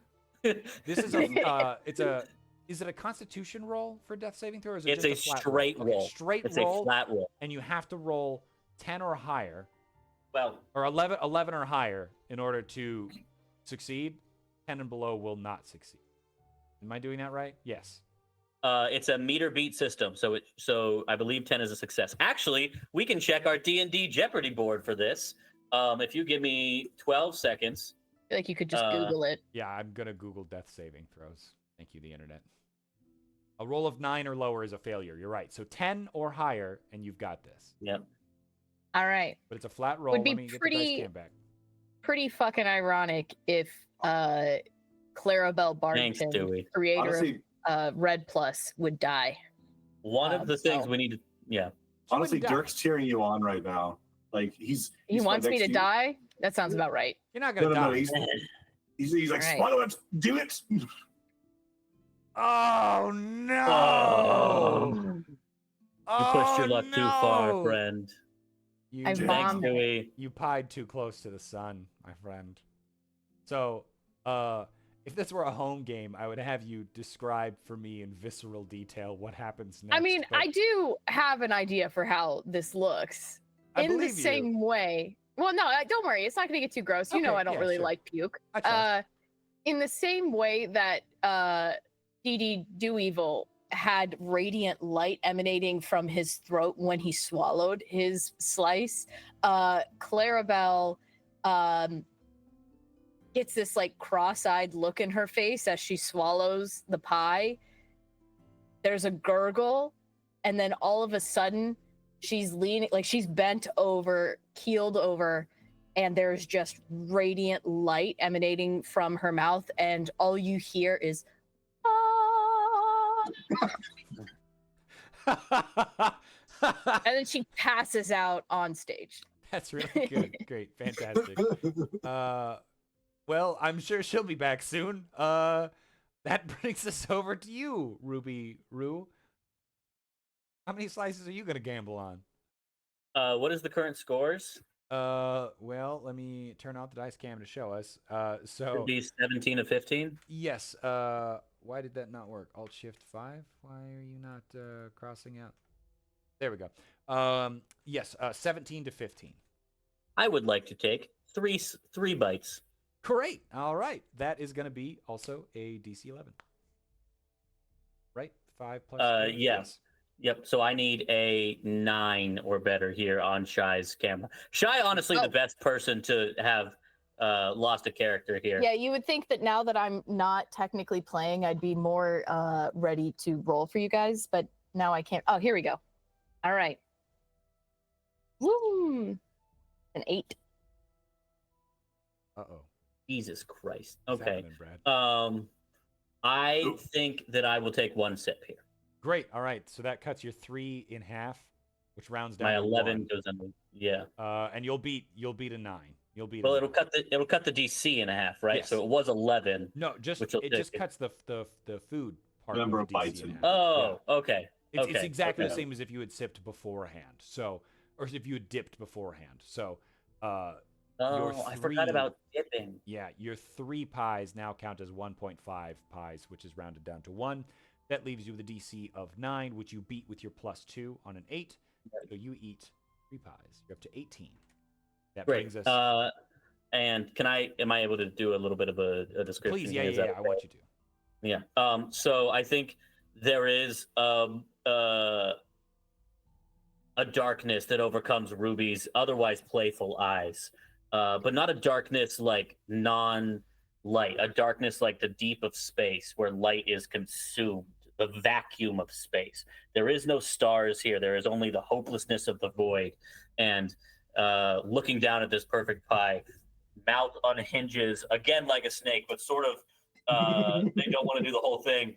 They come and then they swallow it, and it gets once again stuck in the throat. It becomes clear that there is this light emitting from it, and then a voice, not from Ruby Roo, because their throat is clogged and they very clearly couldn't be able to speak, but also emanating from them says, Comandress, you have yet to best me and shall not this day either. The light shall never win. And then some of the like quadruple decker milkshake that is next to Ruby Roo just disappears. Isn't swallowed, isn't whatever, just sort of fades out of existence. And you can tell because it's the middle 3 scoops, and so the It top just one goes falls down flop. perfectly on top of it, and then the light disappears into the inky blackness of Ruby Roo's stomach.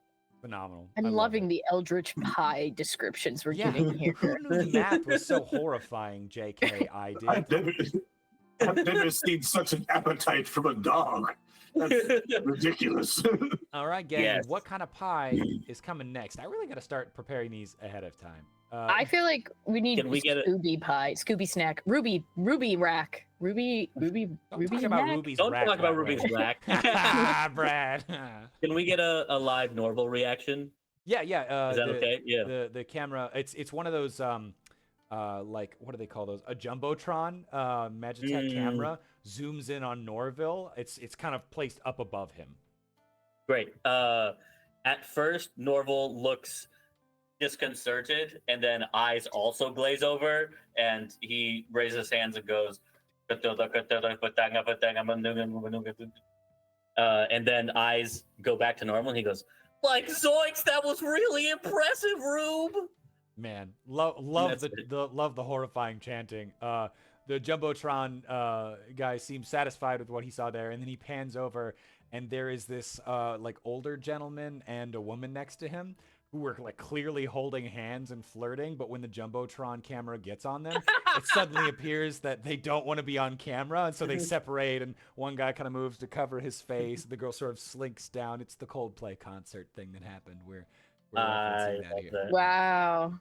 A Yeah. little throwback to that old meme from last week. Yeah, that meme's dead. Sorry. Stale memes. Stale meme. I would say we do bill this as stale memes. That's not stale enough. Yeah, that's aged. Yeah. So we've got 2 suggestions that are new: mince pie, and I'm gonna count pumpkin pie, which was great. And we had, I think, another one earlier, right? We had a number of them earlier. Mince pie is still also a meat pie. I wasn't just. I feel like a that. Murka minced pie is because it's like weapons, right? Isn't that like something minced? Am I crazy? Mincing words. We Oh, could do a which minced I always words do. pie. Yeah. Someone has said, I think we need one that isn't. Oh, that's CJ. That's CJ. Yeah. Sorry, that's the coward. That was mean. I'm sorry. I love you. American pie. American pie. Oh, you know, I do that should like be the five. American pie. That's 5. That's our The- final the- round. Will be 5. Yeah. The other one up there, someone did. I think, yeah, someone did pie flavors. Pie which is flavored pie. Yes, that's It's what we're just- doing. just Soylent crust all pie. the way through. Yeah, it's pie flavor. So the podium flips once again, and it is a pie, and inside of the pie you can see many little pies, each with their own little tiny pie tins. All around the edge of the pie are these really beautifully decorated mini pies, and all around the edges of the mini pies are even minier decorated pies. And the Whoa. longer that you look, it becomes this infinitely fractal pie that brings us right back to the horrifyingness of It's like math. it's too existential. You didn't think we could get there. And it smells. So how many slices would you like to eat? It sure does smell, it huh? does, yeah. Of the So- pies, it is one. yeah, it's It's like- all. it's all it's all all those pies all the way pies. down. You're telling me it was all pies this whole time? Always was. All right, CJ, how many slices of pie would DDD like to eat? I think I'm gonna go for 6. All right, so that's DC of 9 plus your 6 is 15. Yeah. All right, you've got a +3, so 12 or higher. And then we wait for Well, Shy we to shot- remember that she needs to roll Giant. dice. Can we roll? Oh, Yeah. yep, that is my job. That is my job. Sometimes the words chop and dice are used interchangeably, but technically the word dice is used for smaller pieces. Word chop. 5. Oh, interesting. Oh no, CJ, you rolled a Oof. 5. You were all eating. Oh, five's not gonna get you there, big dog. Oh man, Pies. He's It's got, he's because, got a last Spitter. name. Swallow, it's baby. because I hate pie flavored pie. It's too self-referential. It insists on itself. It's so meta. I Spit or am swallow? going. Um, Don't be a little bitch, CJ. Join me. I'm gonna swallow. Oh, all right, my friend. Hit that death saving throw. Do it, Diane. Oh, yep, that's me again. It is. It sure is. All right, so all we're looking for here is a 10 or better. 12. That's Hey. it. That's it. Tell me what it Beautiful. looks like when you choke down Beautiful. those 6 bites. You see, like he's just forcing it down. He like does like the as he pushes it down. His eyes are gonna pop out of the socket for a second, and then finally just boom, eye pops back in. He's good to go. That's phenomenal. Yeah. And that's crazy because you still have 1 beverage use remaining. Wait. Oh, because he didn't. Yeah. Mm-hmm. Now that brings us down to Ruby Roo. You also, I think, have 1 beverage remaining, right? I have 2. You have 2. Okay, great. So you might as well use them this round and next round because you can't take them with you. What is the current score? How many did Yep. you do? So Do Evil is up to 23. You're currently at 18. We need to take at least 6 to be ahead. I will take 5. I think that is yeah, that's good. That's good TV, right? If we're tied up at going in the last round. Yeah. Do you want to dip ahead of time to make them worth double, basically? 5 would be a DC 14. Yes. Remind me what dip and sip do. Yeah. So effectively the same thing. It's just when Okay. you're doing it. You can dip ahead of time or sip as like an emergency. Dipping ahead of time just means that every bite is worth 1/2 of a bite. So every slice is for the DC calculation is only 1/2 of a slice. It basically doubles the amount of food that you can get out of a single DC calculation. Does that make sense? Yeah. It's not So- going to actually. So, So if the you wanted DC 5, can't go lower than 9. correct? Yeah. Okay. So if you wanted that DC 15, you would want to take 12 bites, 13 bites actually, because the half is.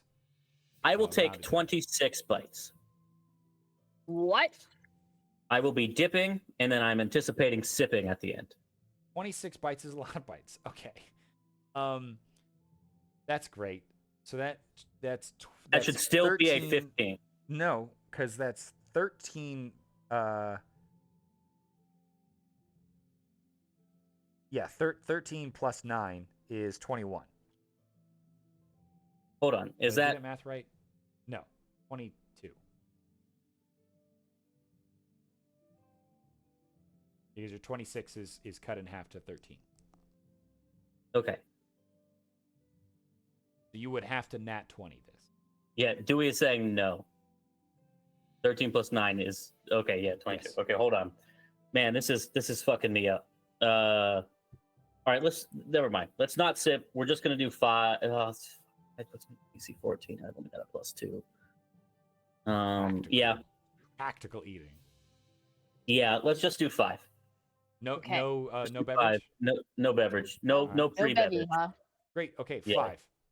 I think that's great. Let me get the dice cam back up and Shy, you Oh, cool. roll. I already rolled it. Great. That's a I was 19. I was ready for it Oh, this time. Yeah. It's a 19. So you're eating those 5 bites. That takes Yeah. you up to 23. You are tied with DDD. We are entering into round 5. Go ahead and tell me what that looks like. Those 5 bites. I feel like Ruby thought this one through hard. Yeah. Yeah. I think Ruby. I think you can see Ruby is staring at this pie, and there's the math numbers from Beautiful Mind are just coming God, at this like The dog fucking math face. pie's back. Yeah. And then what's up, Siege? I feel like Ruby would have to like smack the table. The pie flips into the air, and they just.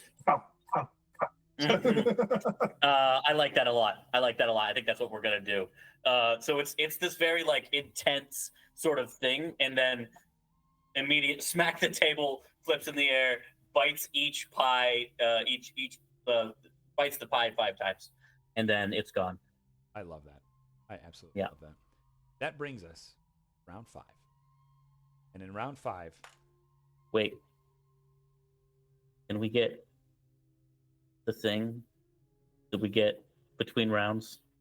oh yeah, sure. You want a little bit of Yeah, if we can like get a musical normal break? Is that what you want? Yeah, We actually, get- yes, I would love a musical break. Will you do a rendition of?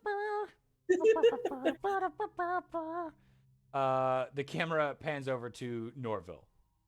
Great. The hell's Norval is you only see his back, but he is making out with the 2 people previously mentioned. It's like a 3-way makeout session, but is holding up the foam finger, like arms straight at Ruby Roo. Damn, Norville living my absolute dream, supporting his best friend and having a makeout sesh with 2 other strangers. 10 out of 10. Oh yeah. Round 5. Now, what flips over on your podium is the perfect pie. It is perfect in every way. The smell of warm apples and cinnamon with just a pinch of gunpowder. Fill your nose. And oh my God, is it delicious. The latticed crust is perfectly crisp, perfectly flaky. There are these beautifully intricate little leaves, kind of like done into each corner. And in the center of the pie is this. It's a red crisp apple that has been cut into an eagle.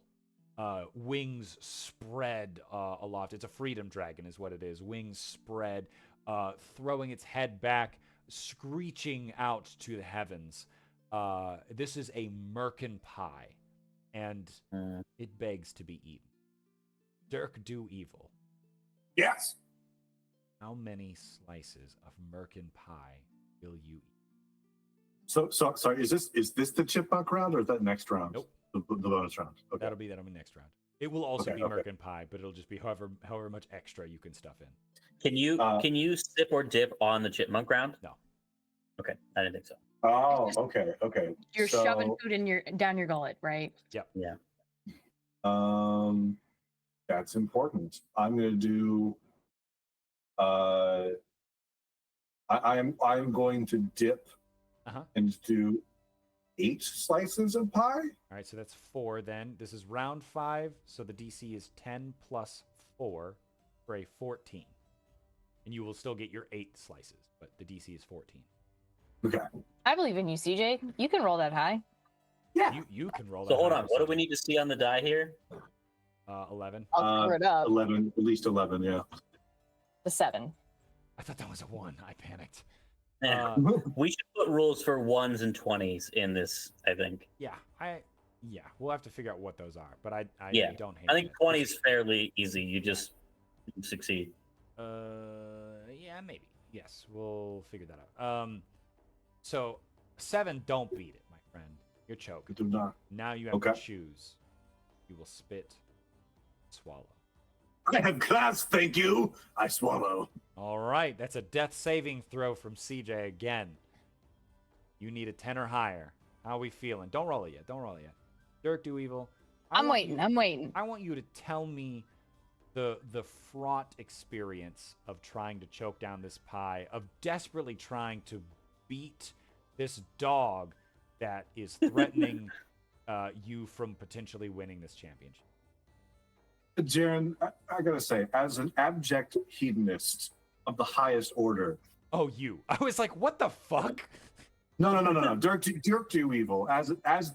Since Dirk is a paladin deliciousness, as an abject hedonist of the highest order, suffering is pleasure. Oh yeah. He loves every moment of this. This is his pride. Like this is everything that he lives for. It's not about winning. It's not about losing. It's about sinking his teeth into everything he can possibly get his hands on. But he can't say that right now because if he tried to say it, it would just sound like. I related to that more than I thought I would. So yeah, no, that's good. Oh, hold on a second. Hey, what are you doing? CJ and I both have puppies bothering us. I see David's in there. Yeah, they're Hold on, I gotta all stop right. this Are we meeting. ready for the death saving throw? I think it's time. I think it's time to make it. Boom. Out of the Ooh, that camera, looks what do we like got? double digits to me. I was Not wrong. double digits. It's a 4. No. Oh no, CJ! Describe for me in an SFW way what it looks like. Give me a really good euphemism as well for what this As is. he's horking down this pie, you hear his internal monologue go, "Wait, is that cinnamon? No!" and he immediately does his best Arnold Schwarzenegger impression all over the podium and himself. That's a good one. That's a good euphemism for this. What's that sound Stumbles off. God, this mic does not like weird sounds. It really doesn't. He stumbles off of the podium and passes out in the grass. 10 out of 10. Well, that leaves just Ruby Roo. Now, rules is written. Ruby Roo is the last person standing, would win. Do you want I think to push yourself? I think it might be worth including that if you enter a round, you must eat at least one thing. Sure. Because otherwise, order becomes really like going becomes last too becomes important, this huge. Yeah. Yeah. So I think it is fair to say that Ruby could eat one here. Yeah. And do that.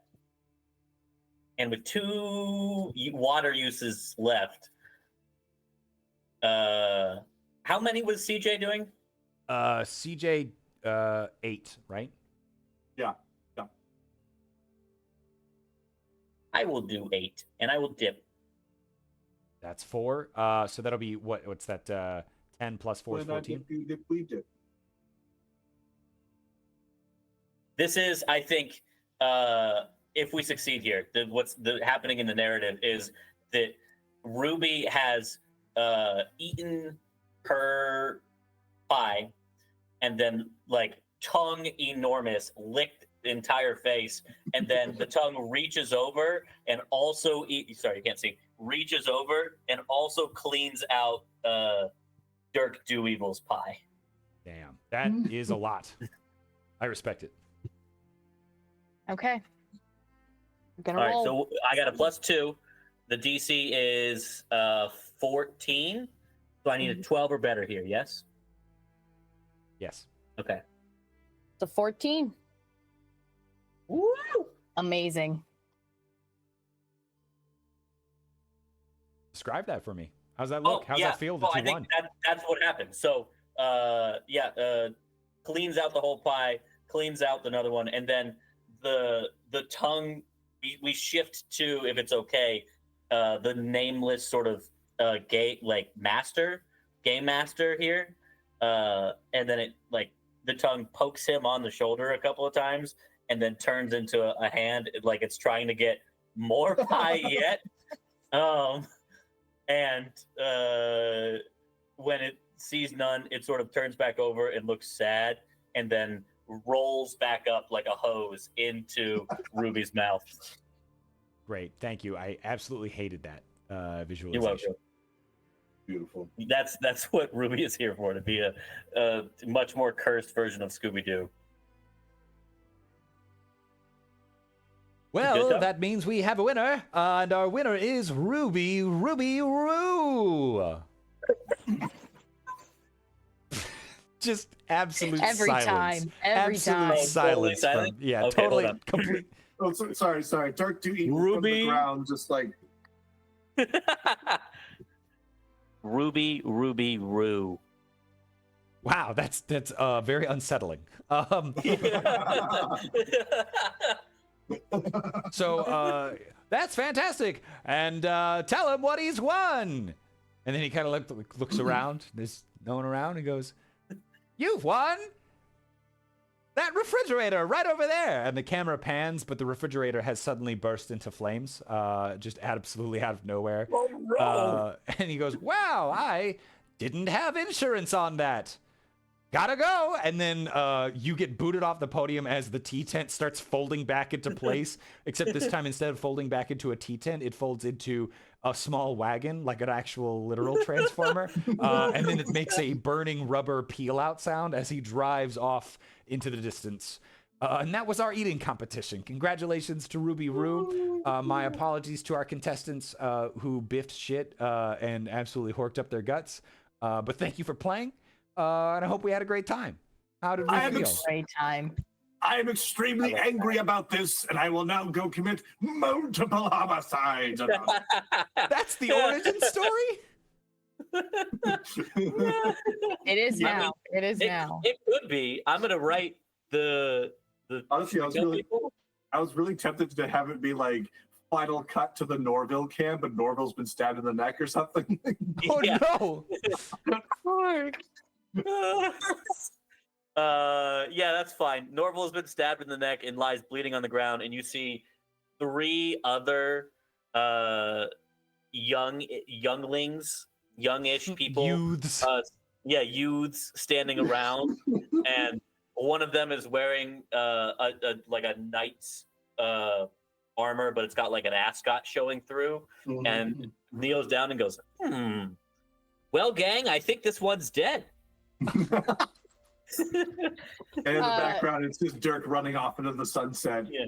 All goofy. Like. Clarabelle goes up, checks his wallet looking for a Red Plus health insurance subscription card, and not seeing one, gets out her magic tech walkie-talkie, says, "We got a blood donor here." Oh no! And then we sort of wing back up. We see the numerous thousands of people are bustling and hustling about. The refrigerator ice rink is on fire and smoke billows up into the sky.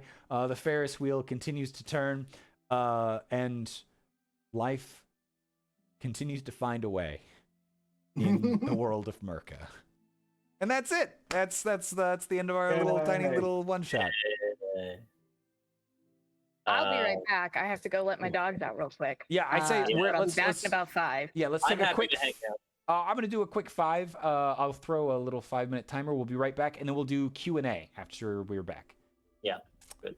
From these messages.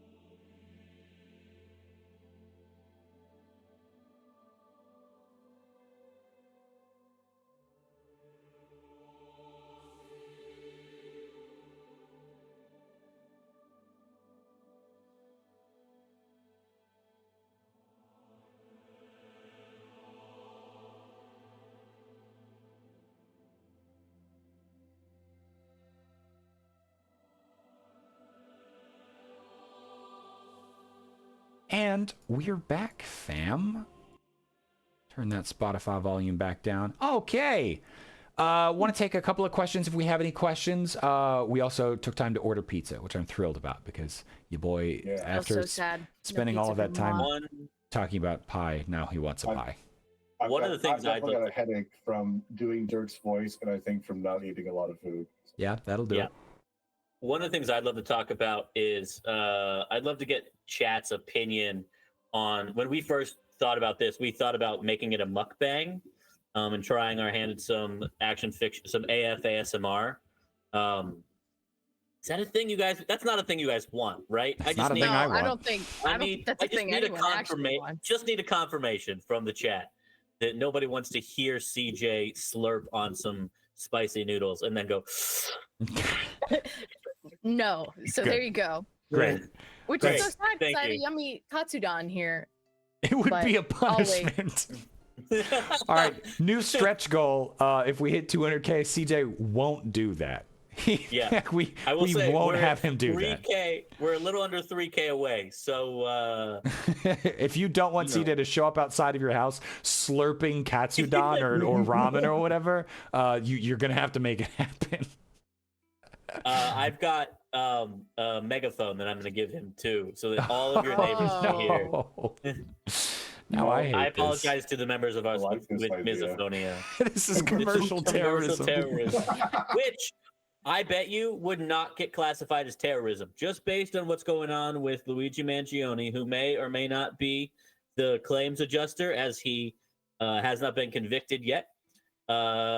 They probably wouldn't call this terrorism because it's pro-capitalism. Man, should I show him?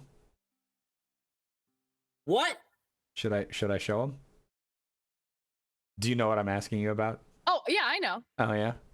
Do it. Do it. Did they Think do so? the trial? I looked yesterday. No, Brad, that's No, not Brad. it. This is a Murka okay. thing. This is a Murka Ooh. thing. Okay. Here, what are you chewing on? A rubber band. I'm gonna Really show him. hungry. I'm gonna show him. Hang on. Pop that open. Move that over here. Reset the zoom. Switch over to this. Hide the dash cam. Gilligal, the secret is Jaren's actually always been a cat. Here's some art that we're putting into Murka that I'm extremely excited about. We just got this finished today, and boy howdy, is this maybe my favorite art piece in I've all of watched Murka. development of this art piece. I have not seen this final version. It's good. I like it a lot. So It's good. great. I am so fucking thrilled about this. So some fun notes here. Beyond just this is done by Lucas Panda or Panda Art. He's an immensely talented artist, unbelievable. He just did a great job at capturing this piece, and we got to do instead of NYPD, we got MGF for the Murka Guard or the Magnum Alice Guard Force. The inspiration, obviously, like the orange jumpsuit inspiration, but what I wanted to do was give him these lapels that were like evoking Doctor Strange, and I feel like Lucas just absolutely nailed it. Just did a phenomenal job at evoking this like arcane jumpsuit vibe, and I got a big dumb smile on my face because it's so good. Is this the fullness? I'm looking on the stream, by the way. Did you send it in the chat? Nay, but for I can send it in our group chat. Yeah, I'll send it in our group chat. I appreciate that. I want to see what if his hands are like. They're not in the shot. Okay. This is cool. I like this a lot. Big fan of this. Everybody in the chat is egging Shy on to say a bad word. I feel like Guy is the kind only of one crazy that that I haven't. I feel like I definitely have, right? This is based entirely on me. Earlier, someone was like, "Is there anyone on the chat who on the stream who hasn't said a bad word?" And I was like, "I don't think Shy has," and that's what they're going off of, based entirely off of me being like, "I'm pretty sure Shy hasn't." I'll believe it. I'll save a good one at some point. Yeah, you should send us off with it. Is what you should do. Dewey says, curious about the letters It on the was front of the Dewey. armor. I'm GF, Magnum Alice Guard Force. So it's like NYPD. It also implies that like GF is the thing that is standard for Guard Force throughout Murka, which I don't hate, especially because it also stands for girlfriend. Yeah, I was gonna say this is my girlfriend. Yeah. Oh man, that means the guard force is the New Orleans guard force is no GF. I also like that there's probably like a lot of pig-like insults that are instead like GF, like guard force get fucked. Yeah. Agfab. All Guard Forces. Agfab. Agriculture is fabulous. I agree. Dewey says girlfriend as Guard Force is pretty legit. I like girlfriend Guard Force sounds like a magical girl anime that I would watch. I would also watch Ooh, that. I I would watch that in a watch the heck out of heartbeat. girlfriend Guard Force. Honestly, in a medieval fantasy setting, like all guards are bastards has a different meaning. Then all the guards are like, wait, no, I'm a legitimate son of my father. That's good. I like that. In Murka, they only let you into the Guard Force if you are an illegitimate child of a noble or of somebody, but primarily nobles. I like that as a Yeah, a y'all nice are just way to getting absolutely wrap it up. lore dumped on right now. We're just writing the lore right in front of you. One of the really cool things about these streams is that sometimes we have like lore to dump, and sometimes we are like, you get a little view into our editing session where we're sort of spitballing off each other, and I don't think we do a good enough job of separating the two. So I wonder if our people don't think that like, oh, this is canon now. This is gonna be in the new book, when we're just like zoinking around. And Zoinking is also now canon, I guess. yeah, No. dump on us founding parents. Thank you for using the gender neutral terminology. We appreciate that, Gilly Gully. Womp womp. Yeah, it's What fun. is Jaren digging for? A dog trying to eat things that are I not thought for you dogs. had something to show off on stream Yeah, or something. I also I'm was- like, what could it be? Yeah, I got a bad dog to show off on stream. Will you show the bad sorry. dog? Show the No. bad dog. I can't. Show the She's bad too dog. short. Show the bad dog. She's too She's short. too short and too heavy. I Yeah. thought it was dense. I'll pick her up. I'll come up there right now and I'll pick her up and I'll show her on screen. Maybe she'll be there for next for the closing Oh, stream. yeah, that's a good one. If we Dog hit reveal. 200K before we start next week's thing, I will reveal the dog. Brad will reveal my dog. Love that. Yeah, I'll pick it up. Do we want to pick her up. maybe I'll do tease a bear reveal, too. some of the stretch goals? Since we're close to 200K, we should give the people here a little taste, right? preview? Jaren? Little preview? 197, Well, maybe not a preview because maybe Cheyenne hasn't fully finished the graphic for that yet, and so Can we maybe get- not a visual the- preview. What's the next stretch goal? 200K. No, what? That's not You what I mean meant. No, Post 200K? what is the reward for the 200K and then the immediately following? stretch goal? Oh, well, the reward for the 200K is sprayed edges on the hardcover books. So the They're deluxe gonna be nice. are already going to have sprayed edges. And Hold on. Jaren and I have been talking a lot about like what we kind of want to do with these two things. So Jaren, remind me, the deluxe ones we're doing like it's gilded isn't the right word because it's not literally gilded, but they're like each one is a specific color: Mhm. red, white, blue. Well, silver for chromatic gamut. It's not white because white book edges is normal. And then it's like shiny. What's the word? It's foiled. Foiled. Thank you. I was like, gilded isn't correct. Yeah, but they're foiled, and then we'll be doing some designs there. And then we'll be doing something similar. They won't be foiled for the hardbacks, but they're still going to have some.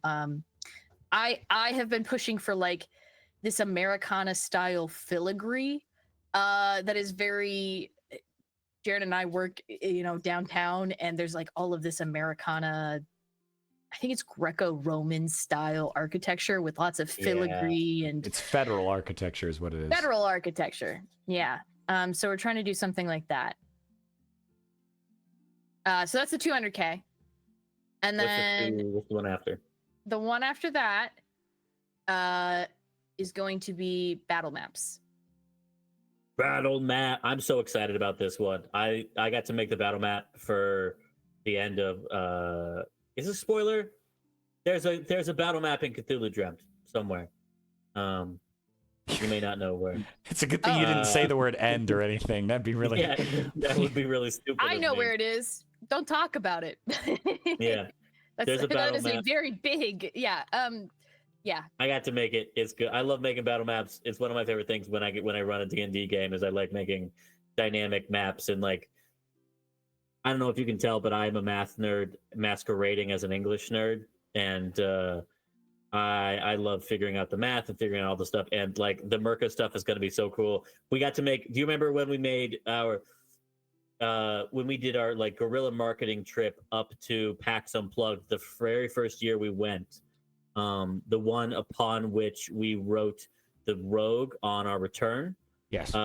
We had these really cool battle maps for the final fight that I got to use. And like on one side was that, and then on the flip side, I went to a protest of some sort, and I forgot my sign, so I wrote on that as the sign, and it was like, what was it? It was federal laws aren't a game or something. Mhm. But I'm really excited to get to revisit those and like talk about that, especially with like we only had core Murka and not even core Murka in its full Arcana Americana in its full form. Then I mean there's so much cool, like a Times Square battle map. How Yeah. cool would that be? We Very have hype the about that locations stuff. already figured out. Each You wanna, like, book promise will things? probably get some battle maps. Is kind of the hope and goal. Each book has its own stretch goal for battle maps. We're fingers crossed. There's I all want separate stretch goals. Okay. I want to do, because we've talked about the CG one shot being a Met Gala Yeah. ballroom combat thing, and so like getting to do a ballroom map that takes place, because the Met Gala takes place at the Metropolitan Museum of Art, so Mhm. I feel like that would just be such a fun and also multi-purpose map. Like That place is supposed to be huge. It's on my It list of is. museums to see that I haven't yet. I am a big museum nerd. Spoiler alert, I'm a big nerd about a lot of things. my parents are currently in New York City, and I told them to take a bunch of pictures for inspiration for things for CG. I don't so. think you're allowed to take pictures inside the Met. Oh no, you are. I've taken pictures in there. Have you? Oh my Okay. god, you're under arrest. Yeah, Oh, I no, mean, it was okay. recorded. Yeah. But yeah, so Wow. those are some of the stretch goals that will be It's gonna upcoming be post so 200K. much fun. Fingers crossed. But yeah, if we hit 200K before the stream starts next week, we will reveal the dog, and I might even reveal the bear. That dog's The too bear? pretty. That dog's too pretty. Bear- That bear's bear too is- pretty. Bear is very photogenic. He's Yeah. real stupid, but he's very photogenic. Oh, is this your big white floofy dog? Yeah, this Well, is right now we've spoiled what it we looks do. like. Oh, I'm sorry. I've never met Bear. Oh yeah, can we throw the Discord thing? Yep, I got it. I You got it. haven't met Bear. He's very excited to be your best friend because he loves to be everyone's best friend, especially if they're gonna give him treats. He's so food oriented. It's so bad. I relate. Yeah, same. We have 5 minutes left. You know what? We did this for the previous ones. Oh man, I had a thought and then totally lost it. I kind of wanted to do this. It'd be fun to do this if we get to 200K for the dog reveal stream, to just do the whole stream with like on the floor with where the dog is. God, I would love 2 hours of floor time. No, you wouldn't, because it would violate the sanctity of floor time by also making it work time, and I think that would that would that would zoink something up. It would zoink No, something up. you- You think my dream is not to work while I'm on the floor? I have brought my dog since one of them. Yeah. Dog My reveal. dog. Wait, no, hold on. Get him. There. Is he on Get the up there. camera though? Yeah. Slowly but surely. He's a little guy. Okay. And How- then you can see my other dog's ass. Hey, Nice. There, you so. cursed. I didn't say. Sorry, you can see my other dog's fucking ass. There it is. Hey. Zoinks. I think Dewey is legitimately feeling bad for me. And here's the thing. I really thought it was a bit that I was doing that I couldn't stop cussing. It stopped being a bit. What's that being bit? That I couldn't stop cussing. Oh yeah. It's now a curse. It's now a curse. That'd be a good curse. There was a thing that I was thinking would be a really good item in Murka that someone suggested earlier. I wanted to get y'all's opinion on it. I'm gonna see if I can find it before we have to end the stream. And then the Jeopardy theme starts playing. Dude, listen, can we put Jeopardy in Murka? We already do a D&D Jeopardy. Oh, I'll no, do is it. I'll that the question? I do still really want to do Murka Oh. Jeopardy next week. I have made like a question survey for people, so I'm gonna have to send that out in the Discord. You should do that tonight, because then people will have a full week to do it, and we can probably schedule some reminders. I can also put It's- something out on the Backerkit too. It was the bellows, I think. Because you said it was the same bellows. Someone was talking about how it's some sort of magitechnological thing. Oh, the a splort that bellows? sprays out- yeah, the splort bellows that spray out like an item of your choice. In the same way that there's a jar of something, a jar of liquid, a jar of substance you put in, and it's whatever substance you want it to be. Famously, Critical Role does a bit where it's mayonnaise inside, Hate that. but I like the idea of a bellows of the same thing. Oh, a t-shirt cannon Oh would be man, good. that's good. I like T-shirt Yeah. cannon a lot. I'm pretty quickly being sold on that. Is T-shirt canon now canon? It's not Jar just of dirt. cannon. We have a jar of dirt. We have a jar of dirt. We have a jar of dirt. This is one We of have Brad's a jar favorite of dirt. things. Brad There's a loves jar of this. dirt in Murka. It's been there since the beginning. I may have ADHD. Brad, tell the No. people what is jar of dirt? The jar of dirt is a reference to first off, Foxy Moxie, you have very good and guess what's inside it. That's the bit. You have to guess what's inside it because it's a jar of anti-magic dirt, which means that no identify spell, not even a wish spell, will tell you what's inside it. You put it inside, and anything inside just no longer has its magical properties, even up to like artifact level type stuff. And as long as it's inside the jar, you're fine. But you have to guess what's inside the jar of dirt. And that is a thing that we made back in 2020 that I'm very happy about. And I apologize about being quite so exuberant about this thing. I'm a big fan of this jar of dirt. I especially like that it almost has a negative, like a drawback, because if you go to use like a 9th level scrying upcast or something to find something, and the spell fails, you got one good guess on where it probably is. Yeah. It's in that jar. It's in that dirt. Can someone tell me what jar of dirt is a reference to? Pirates. Yeah, One of the greatest movies of all time, Pirates of the Caribbean. it's the second Specifically, Pirates film. the second one where he finds Davy Jones' heart and he puts it in a jar of dirt, and then he's like holding it up to Davy Jones, who's on a ship across the way, and he's going like, "I've got a jar of dirt. I've got a jar of dirt, and guess what's inside it?" And then he trips and it falls, and the heart isn't in there, and he's like, "Where's the thump thing? Where's the thump thing? Where's the thing that goes thump? Where's the thump thing?" And it's a whole plot point. Spoiler alert for a movie that came out in the 2000. The Don't say aughts. that. Oh, yeah. Okay, I'm glad you didn't say the name, the be number, because fair, it was going to I've age me into only dust, seen- into dirt. I think I've only seen the 6th one or something. They made 6. Yeah, I think Holy they're gonna make fuck. more.